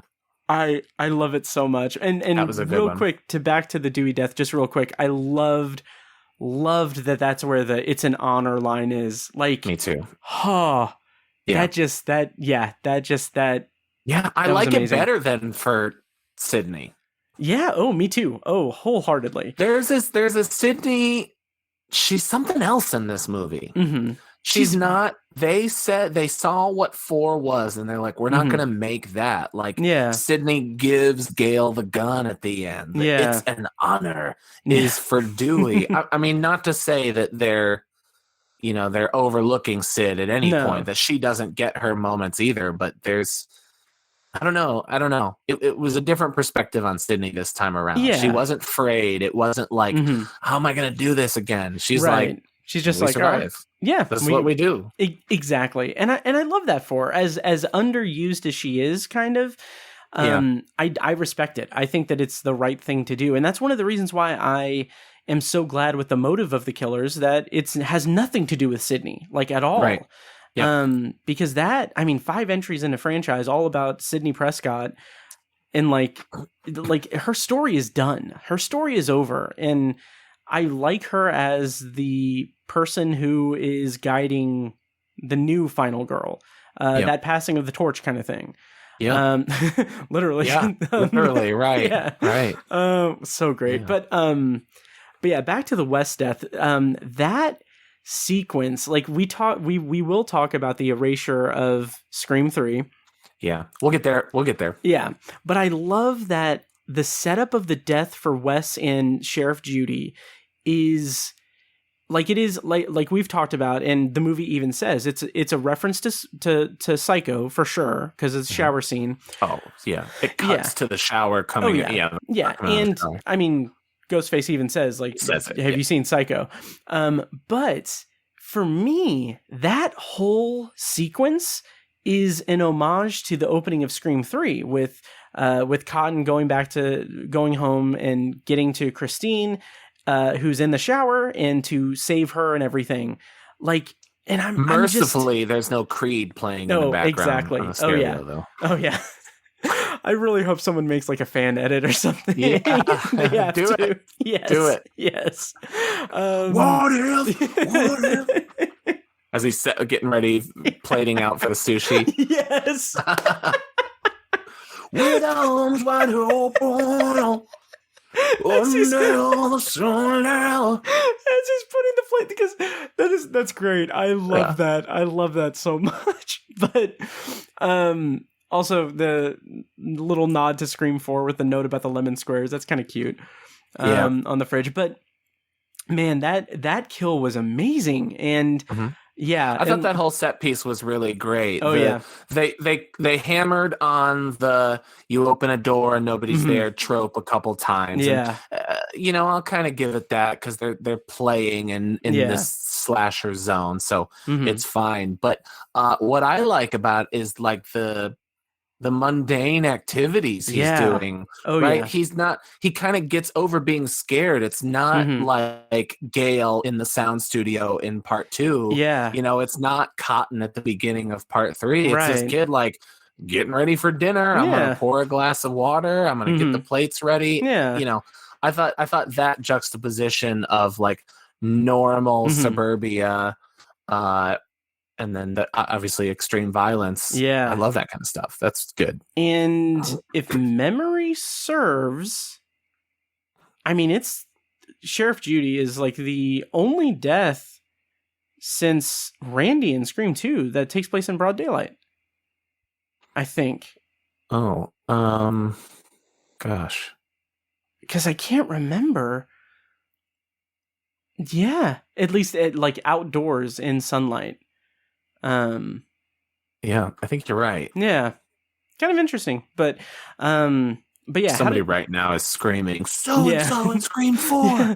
Oh, what about, so-and-so in Scream 4. What did you think of Marley Shelton in this movie and the return of Sheriff Judy, nay, Deputy Judy?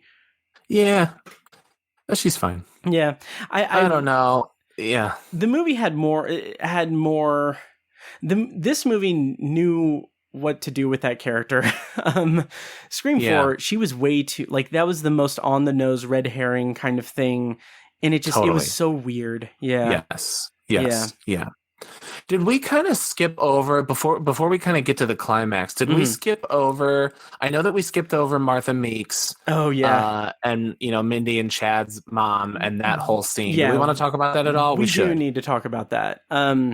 I love the little shrine to Randy. I thought that was just beautiful. Yep. And cool that they got Heather Matarazzo like to do that. Yeah. To actually be in it and not just I don't know. Yeah. Such a small thing in Scream 3, but that's cool. The thing I love about Mindy is that she's cool. She's not this like geek who knows all this stuff.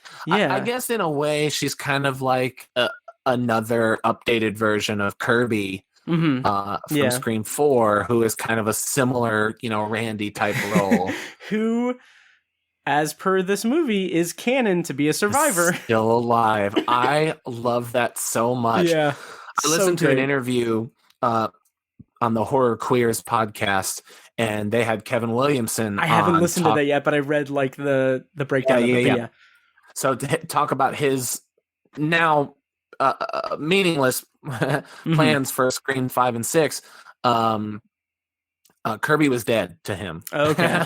Interesting. Kirby was dead in his eyes. So, so when Richie is like watching Dead Meat, shout out to Dead Meat Podcast, which is and YouTube channel. That he was watching? Yeah, which is my favorite YouTube channel. I thought that was so cool that he was watching that. That's got to be such a cool thing. That's awesome. One of the thumbnails on the side says, "We talk with survivor." Yep. Kirby Reed, that's really cool. So awesome. And then a couple of spaces down, it says episode 118, is the real Stu Macher still alive? Yes. Or something. Which I don't think that they're not suggesting Stu's alive, but they're definitely playing with right? Like Matthew Lillard has been on a tear lately. Yep. Just saying that Stu is probably alive, which I don't think in any universe Stu is alive. No. But I love the idea of them playing with that. Yeah, me too. But anyway, so how much did you love the scene of them at the Meeks residence? Oh my! It was maybe one of the standout scenes of the whole movie for me. Yeah, I agree. It was so like it was for us. It was tailor made for us, while also being very much. It's the meta scene.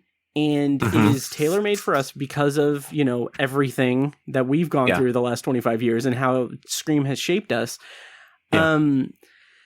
But it also is, it's a great back and forth. And like one of the lines that I love, and like, okay, so I missed the line where they say that Vince is Stu's nephew.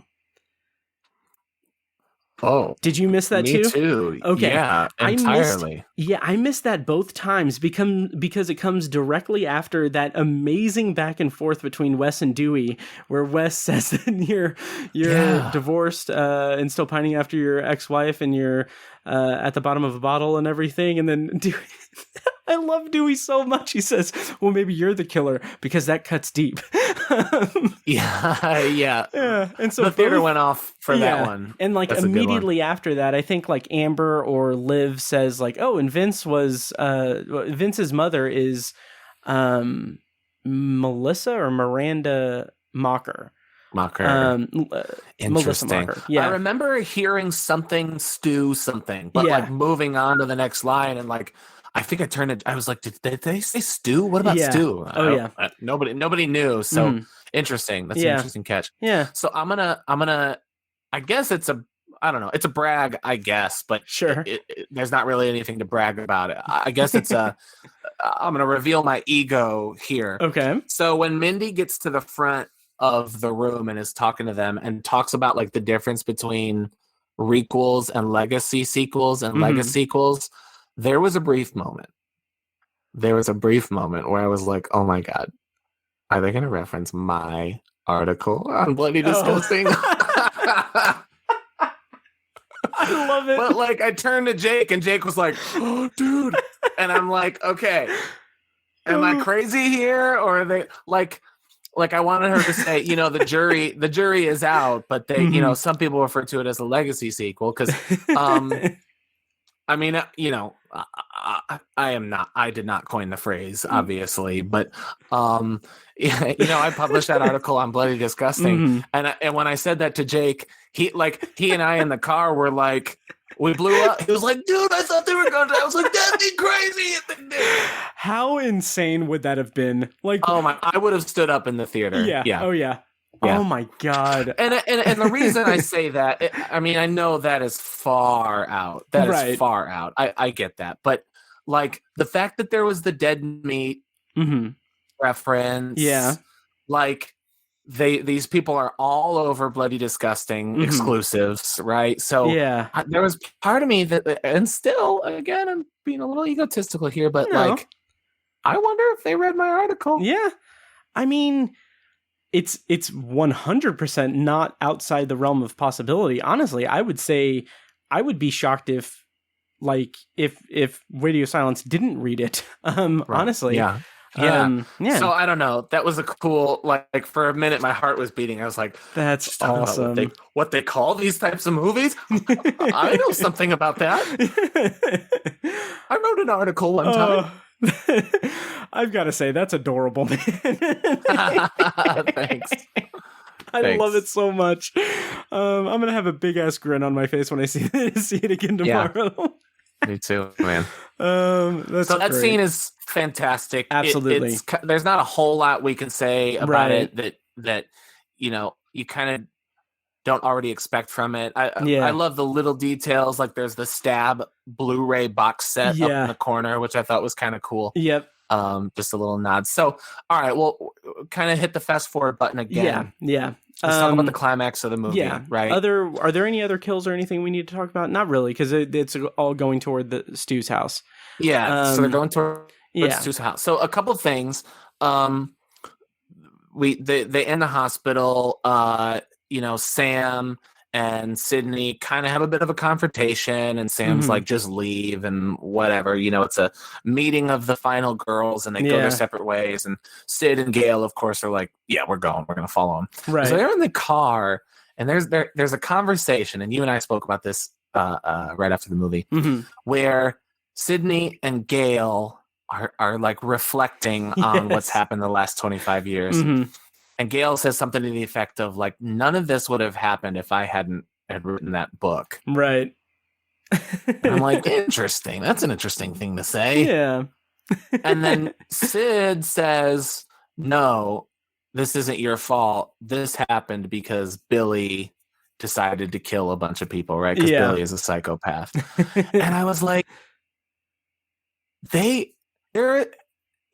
you could not watch Scream 3 and understand this movie completely. Right. And there's part of me that feels like that's not an accident. Yeah, I think so too.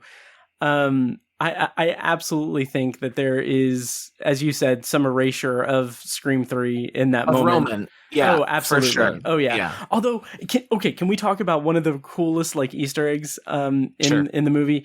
In the hospital, Tara is watching an episode of Dawson's Creek. And that alone is amazing because Kevin Williamson created Dawson's Creek, wrote it and everything. Sure. But she's watching the episode of Dawson's Creek that was made as a riff on Scream. Right. And Scott Foley is in that scene. That's awesome. It's just so I loved that. I cackled in the theater. Like there were so many like little pieces that just I loved it. But, that's weird though. That's kind of like multiverse paradox kind of stuff. It's kind of like Melissa Williams watching Scream 2 and Halloween H2O. Michelle Williams watching Scream 2 and Halloween H2O. Yep. Like what movie do you think they were talking about when they watched Scream 1? Right. Yep. So anyway, but I loved it. It just feels like they intentionally overlooked Roman, who, according to Scream 3, started it all. Yeah. Yep. Right. Which it has always been. Like, I'm okay overlooking that. Yeah. I mean, even Scream 4 there's no reason to bring him up, but it avoids it as well. Yeah. Although, then there could be an argument to be made that Sydney's husband, whose first name is Mark. Is Mark Kincaid. Yeah. Which would be cool. I like that. I do like that. I do like that. That's awesome. So the big climax. Sorry, go ahead. I was just going to bring us into the finale of it. Yeah. Let me ask a question to you then. I knew because of the promotion of this movie that they were going to Stu's house. Me too. Did you? Okay, so you sensed then also, like I did, that it was supposed to be a surprise. I did, and I felt like that was, and I mean, this goes back. I mean, this is marketing. I was a little confused versus that. Oh, really? Yeah. Well, I was like, why are they going to Stu? Did they mention why they're going to Stu's house? What is it about Stu? Go ahead. Oh, do you still not know why? No, I figured out in the moment the inhalers. Yeah, because it's Amber's house. And I kind of missed that line. Like I missed that that Amber always had the inhaler, and I was listening. I think I was thinking about Scream 3, to be honest. And I said something I said to Jake, I was like, why are they going to Stu's house? Mm-hmm. He's like, I don't know. So I almost have a feeling that he didn't know they were going to Stu's house. Yeah. Well, and that's the thing. Pat, and shout out to Pat. Maybe he did know. Maybe he just didn't want to talk to me during the movie, which I also understand completely. Sure. But he was like, I don't know. And I was like, what? Why are they going? Like, what's the big deal about Stu's house, right? Like, I know. So I guess the casual viewer. Well, yeah, it's supposed to be a surprise because they kind of shoot around it. They don't have like an establishing shot when they get there. Right. And like they're just shooting throughout it. It's not the same. I don't think it's necessarily the same angles as in the first Scream or anything. And then it's not until Gail and Sid are saying like, okay, what's the address or where are they going? And then they're like, oh, here it is. And like they look at it and they don't say what it is. Cause I was like waiting for them to say like, or I was waiting for Tara in the other car to say like, oh, she lives at 261 Turner Lane. Cause that's so ingrained in my brain from that scene in Scream 1 where Sid is calling the police. But then it's not until Sid calls Sam and says like, you're in Stu Macher's house. And then it has that wide shot of the house. Wide with the twist. Yeah. Yeah. And like, that's what I don't understand is why the marketing would market that so hard. I agree. Yeah. I agree. Like, it's a really cool shot. Yeah. I know it. Yeah. And that would have been a really cool moment that feels like, now we know, filmmaking wise that the directors of the movie and the producers often don't have a whole lot to do with the trailers. Right. Absolutely. With the creation or the promotional of the materials. The promotional material, the editing of the trailers. Yeah. So there's part of me that feels like that there was some miscommunication there. Yeah. I've got to say, that scene is surely filmed like a surprise. Oh yeah. And I've got to say the poster with Stu's house on it is my favorite poster that was official poster for this movie. Yeah. Right. Yeah. It's so cool. And I love the tagline on it that says the killer is on this poster. Like I'm just like, God damn it. I love it. But yeah. So the finale, the big, like everything going on in the house, I loved Mindy so much. The fact that she's watching Stab, watching her uncle, and doing the same thing, like that could have been such a cheesy fan service kind of thing, but it's done so well, and like her performance is so awesome. It works so well. I love it. I mean, when we did the commentary, I love that scene so much. I love that that scene is scored to the score of Halloween because it's playing on the TV, and then the sounds from Stab are playing. Yep. Also, did you notice that the guy who played Randy was in Stab was credited in this movie because it's the first time they ever cast a Randy in a role, right? Like Luke Wilson and Heather Graham, and they have. Tori Spelling is Sydney, right? Yep. Yeah. And that actor, he drove Jane Seymour's stagecoach in one episode of Medicine Quinn, or of Medicine. Fuck, I messed it up. Dr. Quinn, Medicine Woman. Dr. Quinn, Medicine Woman. That's the Randy line from Scream 2. Yeah. That's funny. Yeah. I thought that moment was awesome. Of course, she's sitting on the couch, watching it, and as the people are gone. The other scene I thought worked really well was Mindy and Amber in the basement. Yeah. Oh yeah. Right, and then you don't go down alone. But then who would go? Like, right? Maybe I'm the killer. I don't think there was ever a moment where I suspected that Mindy was the killer. Me neither. And I'll be honest, I didn't think Amber was the killer either. I didn't either. That came as a surprise. It came as a surprise to me. Yeah.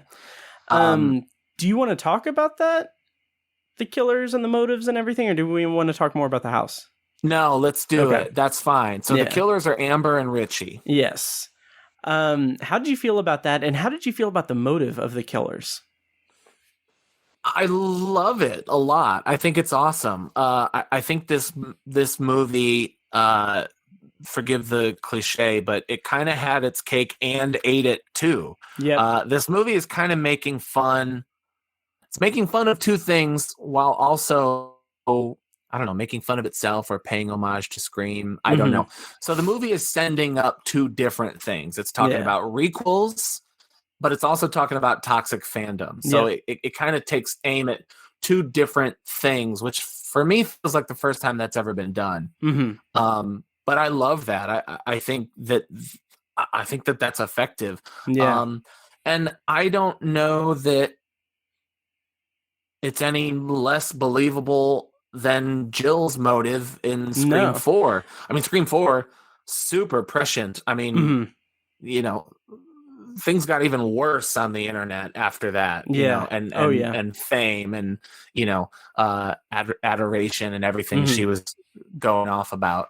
But I feel like I remember people saying that her motive was unbelievable in part 4. Oh, and I can't believe people don't have a problem with this motive. No, I don't have a problem with it. Oh, I don't either. I read, there was a very, like, one of the, it was on Huffington Post, like, like it is, I disagree wholeheartedly with all of it, but, the reviewer is Candace Frederick. Huffington Post, the headline is, "The new Scream doesn't deserve its name." It's a foolish knockoff that tries desperately to become a clone of the OG film, except there's nothing smart about it. Which, yeah, I'm like, I absolutely disagree. And I almost sent a screenshot to you of it. Huffington Post? Yeah, like I'll read it. I'll search it out. Yeah, I'll just read this one quick paragraph. It's a shame, really, because elevated horror deserves real commentary beyond the "I prefer movies like The Babadook" line in the newer, sillier version of Scream. And if this film were half as smart as its characters pretend it is, it would contextualize things like peer pressure, young white male rage, and entitlement, as well as the many menacing themes that are hidden in the veneer of suburbia that this film sits on without actually acknowledging. Like, that kind of sounds like to me that it's that the writer just wants the movie to be something else entirely. They want a different movie. Yeah, and that just doesn't gel at all. Right. But yeah, anyway, that short excursion. I would be interested in a non-satirical, serious take on Scream. That'll never happen. Be interesting. I mean, that ship has sailed, but this is not that. Scream will always be at least somewhat satirical. Absolutely. Over-exaggerated. I mean, when you think about, you know, what's unbelievable about their motive, Richie and Amber, is that people who feel that way don't look as pretty as Amber and Richie. Yeah, I agree completely. I mean, they're beautiful people. Like, that's not, you know. Yeah. I don't know. I will say, Jack Quaid, every time he smiles, I'm like, I see his father. Like, he has his father's smile. It's so weird. Yeah. But yeah, anyway. So their motive of being just toxic fans that wanted to give Hollywood more source material for their favorite franchise. I think that is such a unique expansion of what was the motive in Scream 4. And that's one of the reasons why I think I'm very much okay with it not being a personal motive, because I kind of feel like Scream 4 is something of a bridge between the trilogy and whatever Radio Silence is doing or will do in the future for the franchise, if anything, because we had that in Scream 4. Jill's whole motive was she wanted to be famous like her cousin, and she wanted to be a victim, and she wanted to have that star power. And I still just adore the end of that movie, where it's just the last scene of that movie is reporters talking about how the hero of the new massacre is Jill, and it's a name everyone's going to know about and everything. Like, that is such a cool ending. And then we have here this motive of them wanting to them making their own movie, which is in line with several movies in the franchise. Like, sure, it's like Mickey's motive on another level. It's like Roman's on another level. It's just it is so cool to me. I loved it. I really, really loved it. Well, yeah, I mean, it's about unhealthy relationships with movies, right? And people complaining about, I think there's a lot of movies that they're talking about, and they're talking about a lot of horror movies, but I think about like DC fandom. Oh, absolutely. Right? The DC movies and Batman versus Superman and Justice and Snyder cuts and all that stuff that I'm not really particularly familiar with. But that fan base is damaged and broken, and there are some people, I don't know that anybody has taken it to homicidal extremes like Richie and Amber have, but the lengths to which some people argue that their vision of a thing should be the case is, I mean, sociopathic. Oh, absolutely. And like, some of them are damaged. I'm sure some of them even have damaged tattooed on their forehead. Yeah. But no, funny. Like in also Star Wars fans, right? It is about unhealthy relationships, like you said, with movies and fandom and everything. And it's one thing that I I think one of the reasons why this movie spoke so well to me is that I have gotten to the point where I hate the concept of fandom, even though I just talked about how great it is to have the new entry in one of my favorite franchises of all time come out and everything, and geeking out over it and everything, and how much I've looked forward to just gushing over it with you. I hate the idea of fandom because it inherently is about making your identity or your personality patterned after something that you love, and it's something that it disregards the art of it. It doesn't view it as an art form. It views it as a personality trait that you have, and that's where it just gets to be unwieldy and dangerous and dumb, for lack of a better word. Because I'm someone who I talk about movies and TV. Right. We talk about this. We discuss it and critique it as an art form, and to have it exactly. And not that we need the validation or the confirmation, but we are connoisseurs of the art. Which is what we talk about. Both of us, we appreciated that Dewey died because we care about the story and the filmmaking and allowing artists and creators to make content and just saying, hey, like it or don't. Yeah. Here it is. Absolutely. I will also say, talking about Amber, I love the teen aspect of that, where when she when they're fighting her in the kitchen, and she's like, I'm so sorry, I'm just a stupid kid, I don't know what I'm doing. And then Gail's like, you killed my best friend, and then she just switches and it's like, and he died like a pussy. Just like, it's just so great. And then the whole like, I'm sorry about Dewey. Yeah. It's pretty spot on. I don't know a whole lot of homicidal teenagers, but there's something about that. I don't know, that disingenuous, lack of empathy. It's not to the same level. Self-centered. Yeah. Go ahead. It's not to the same level, but it is vaguely similar to Stu in Scream 1. Like the whole my mom and dad are going to be so mad at me thing, because it's her like realizing like, oh, okay, my life's over. Like this is now it's over. Like this is done. Like I'm done. This is real. Right. And I think, man, there's something there if we want to write an essay. Stu, when he kind of breaks character, or breaks the psychopathic tendencies, and you see the realness, it's kind of indicative of what teenagers were like in the 90s. I mean, they were sarcastic and weird, but honest. But kids today, I mean, I don't know if Scream 5 is actually taking that angle, but we could, if we wanted to, we could say that they're making a critique on teenagers today, that even in the face of death, they're still selfish pricks. Exactly. Yeah. You know, that some of the worst of them are just like this. Oh, absolutely. Oh yeah. It's those damn social networks and social medias. Yeah. I say this, thinking I might have a few students listen to this episode, and I'm pretty sure the ones who would listen aren't psychopaths. Sure. I have great students and I love them dearly, but nice. Some teenagers are really terrible. Yeah. They're really terrible. And I think that there is a legitimate critique to be made, and maybe Scream is making that critique. I don't know. Yeah. To kind of wrap up, because we're running over our time, and I'm sorry for that.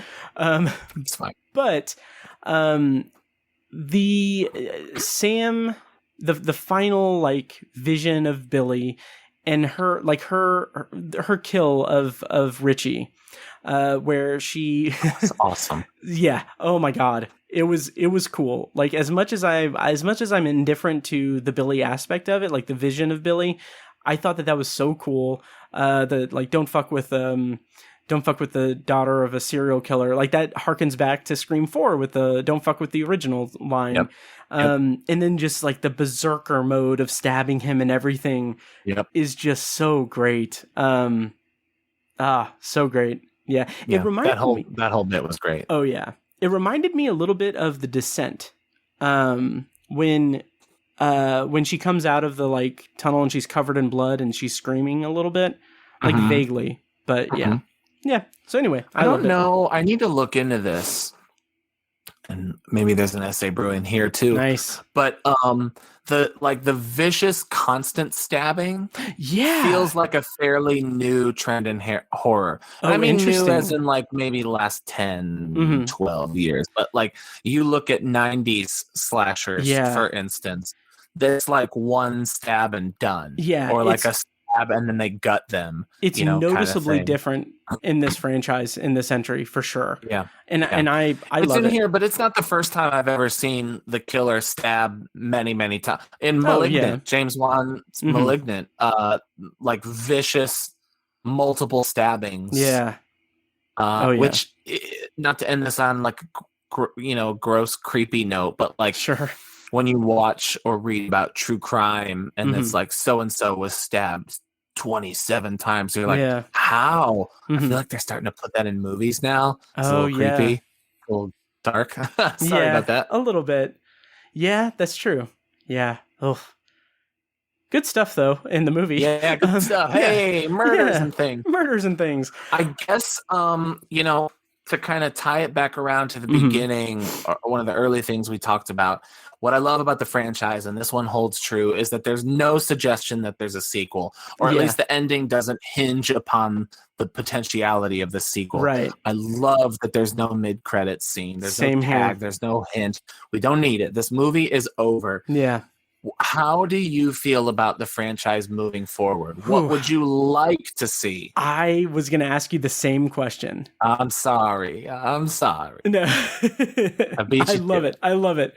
Man, okay, so the fact that this is the first movie where the killers don't have a personal connection to Sid or have a personal motivation that's related to Sid, I feel like that alone opens it up to being like to having at least one or two more entries and still be fresh.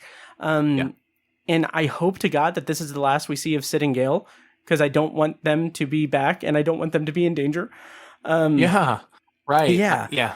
But I love the idea that it's hinted at in this movie a little bit that Ghostface is a specter in the town of Woodsboro. Like Woodsboro is cursed. I want Woodsboro to be the Haddonfield of the Scream franchise.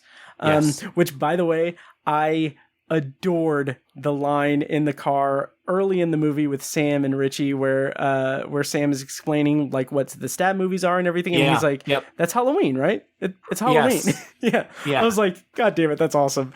No, I think there's something there. I think this movie does suggest in a subtle way that this movie is about Woodsboro. Yeah. Oh yeah. And that's what I wanted. And I want more of that. It, like in Scream 4 when the killer calls Sydney and says that says that she left her town behind and everything. Like, I wanted it to be more focused on Woodsboro, and I think that this more so than Scream 4 brings it back to basics, brings it back to the town of Woodsboro, and I think that there's fresh stuff to be mined there. I don't know how they will tie that into horror and the meta-ness of it and everything, but I think that they could make a sequel, and judging from the box office, they surely will. But yeah, but I want the same team back, because I think Radio Silence and I don't have the names of the writers, but James Vanderbilt. Yeah, and I can't remember the other one, but I think that I wrote at the end of my review that this franchise is in very capable hands, and that Wes Craven would be proud, and I stand by that, because I think that this is just a beautiful tribute to his legacy and also its own interesting thing, and it's something that is just so special and recognizes how special the franchise is. And I think that in the right hands, which it's in, I think that there can be a lot more fun in Scream kills and Scream ends. Yeah. How about you? Where do you want to see the franchise go? Yeah, I feel similarly. What I always think of is that meta perspective, or the satirical perspective that Scream is taking. So I don't really know where they could go with a sixth entry or a sequel to the requel. I don't know what, the current trend right now is requels, or they're not going to do a found footage one just because found footage. I don't think Scream would go that low. So no. I think there are infinite possibilities about where they could go with some of these characters, and Woodsboro and new characters that we met, in an era where we can get as many Spider-Mans to our heart's content in one movie as we want. Maybe we do get Kirby in another movie. Maybe Jill still is alive. I'm interested in some of that stuff. It's not crazy fan theory to think those things anymore. We get all kinds of crazy stuff in movies now. It's fun to speculate. But I wonder what the point of a sixth one would be. And it's up to someone who has a better grasp on it than I do. But I'll kind of repeat like what you said about the creative team, Radio Silence and the writers who were involved.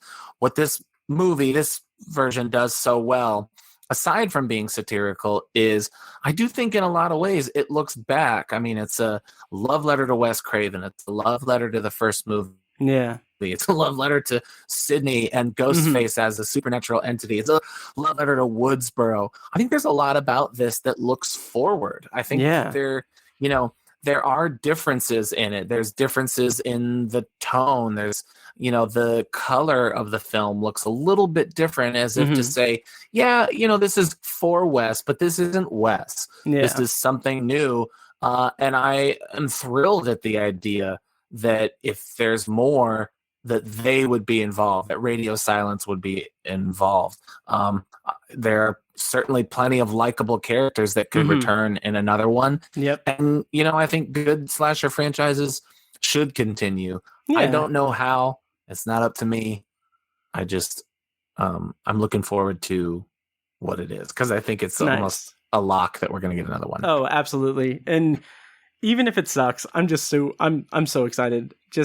I'm riding that high of Scream 22. At this point, they have to, if you pitch one, you pitch its sequel. It's like this was pitched as a trilogy, right? I mean, again, I don't want to sound too speculative fanboy here, but come on. Right? Yep. I love it so much. I'm so excited. But I'm seeing it again tomorrow, and you're likely going to see it again, I would think, in theaters. I hope so. If you can get away. Yeah. If I can get away, like I said, we're kind of waiting on a COVID test. So the jury's out on there. I was going to see it in the theaters, no matter what. I'm sorry that sounds a little callous about COVID. Oh, no. And respect to everybody who didn't want to go out to see it, whatever. Right. But I do kind of wish it was streaming somewhere. Yeah. I would probably watch it 3 times at home before then. We would do a commentary track and everything. We would do a commentary track. The whole bit. Yeah. So no, I'm definitely excited to do it again. Mm-hmm. I don't know that we're on a time crunch, but I definitely fully intend to commentary Scream 2 with hell you. Yeah. Oh yeah. I am in a place where I'm not ready to leave Woodsboro just yet. I'm so glad that you said that. We will be recording those commentaries for sure. And again, patreon.com/obsessiveviewer, $5 tier. I'm so excited to talk more Scream with you. Scream forever, man. Yes. Oh, yes. Oh, yeah. All right. Well, let's wind down a little bit. That's our review of Scream. Let us know what you guys thought. And Mike, once again, tell us where we can find you online, your Letterboxd, your Twitter, your band, your Patreon, all that. Awesome. Thank you for the shout out. Yeah. So at Twitter, I am Mike White, and you can generally find everything about me there and links to everything elsewhere. The band is As Good As It Gets, and As Good As It Gets music.com is the website, and that will take you everywhere you need to go. As Good As It Gets music.com. That's home base. It'll send you to Instagram. It'll send you to Spotify, YouTube, all the stuff. So check it out. New song coming out in 1 month from, nice. I don't know, today, yesterday, tomorrow, whenever you hear this. February 18th, new single. I'm excited for people to hear it. Nice. I am super pumped. And as always, Mike, it's an honor to chat with you. An honor. Yes. Oh, I love it so much. All That's right. Awesome. Well, that'll do it for this episode of Obsessive Viewer. Thank you guys so much for listening. Once again, check out Patreon, patreon.com/obsessiveviewer. And yeah, like I said, there are currently 25 commentary tracks on the $5 level, in addition to all the stuff that you get on the $2 and $1 levels. So support us and help us pay bills. Yeah. All right. Well, we'll be back with another episode at some point, but thank you guys so much for listening, and we'll see you next time.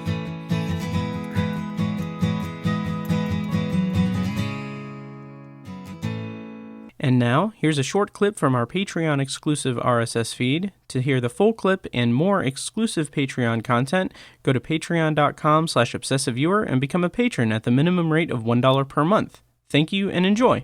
So, the Easter eggs, there were a few that I was just like blown away by. Like when Richie gets injured, oh God, in the hospital. And that makes so much sense why he was not killed instantly. And I didn't even think of that. Like, it's interesting because I wasn't really looking for who the killer was. I was just enjoying the ride. But when he gets injured, it's like, I'm going to quote Scream 2. It's like Derek getting cut in Scream 2. It's that pity me surface wound that conveniently missed every major vein and artery. To quote the dearly departed Randy Meeks in Scream 2. And just like that level of Easter egg where it's this thing that, like, it's subtle. It's so subtle and done so well and so just like chef's kiss to that. It is just amazing. And then they subvert the expectation because Derek was not a killer, but Richie is. And like, oh my God, that's so awesome. And then another really cool Easter egg. This podcast was edited and produced by Matt Hurt and presented by ObsessiveViewer.com. You can find links to all of our shows at ObsessiveViewer.com/podcasts. For exclusive bonus content, including reviews, commentaries, and B-roll episodes, you can subscribe to our Patreon at patreon.com/obsessiveviewer. Thank you so much for listening, and we'll see you in the next episode.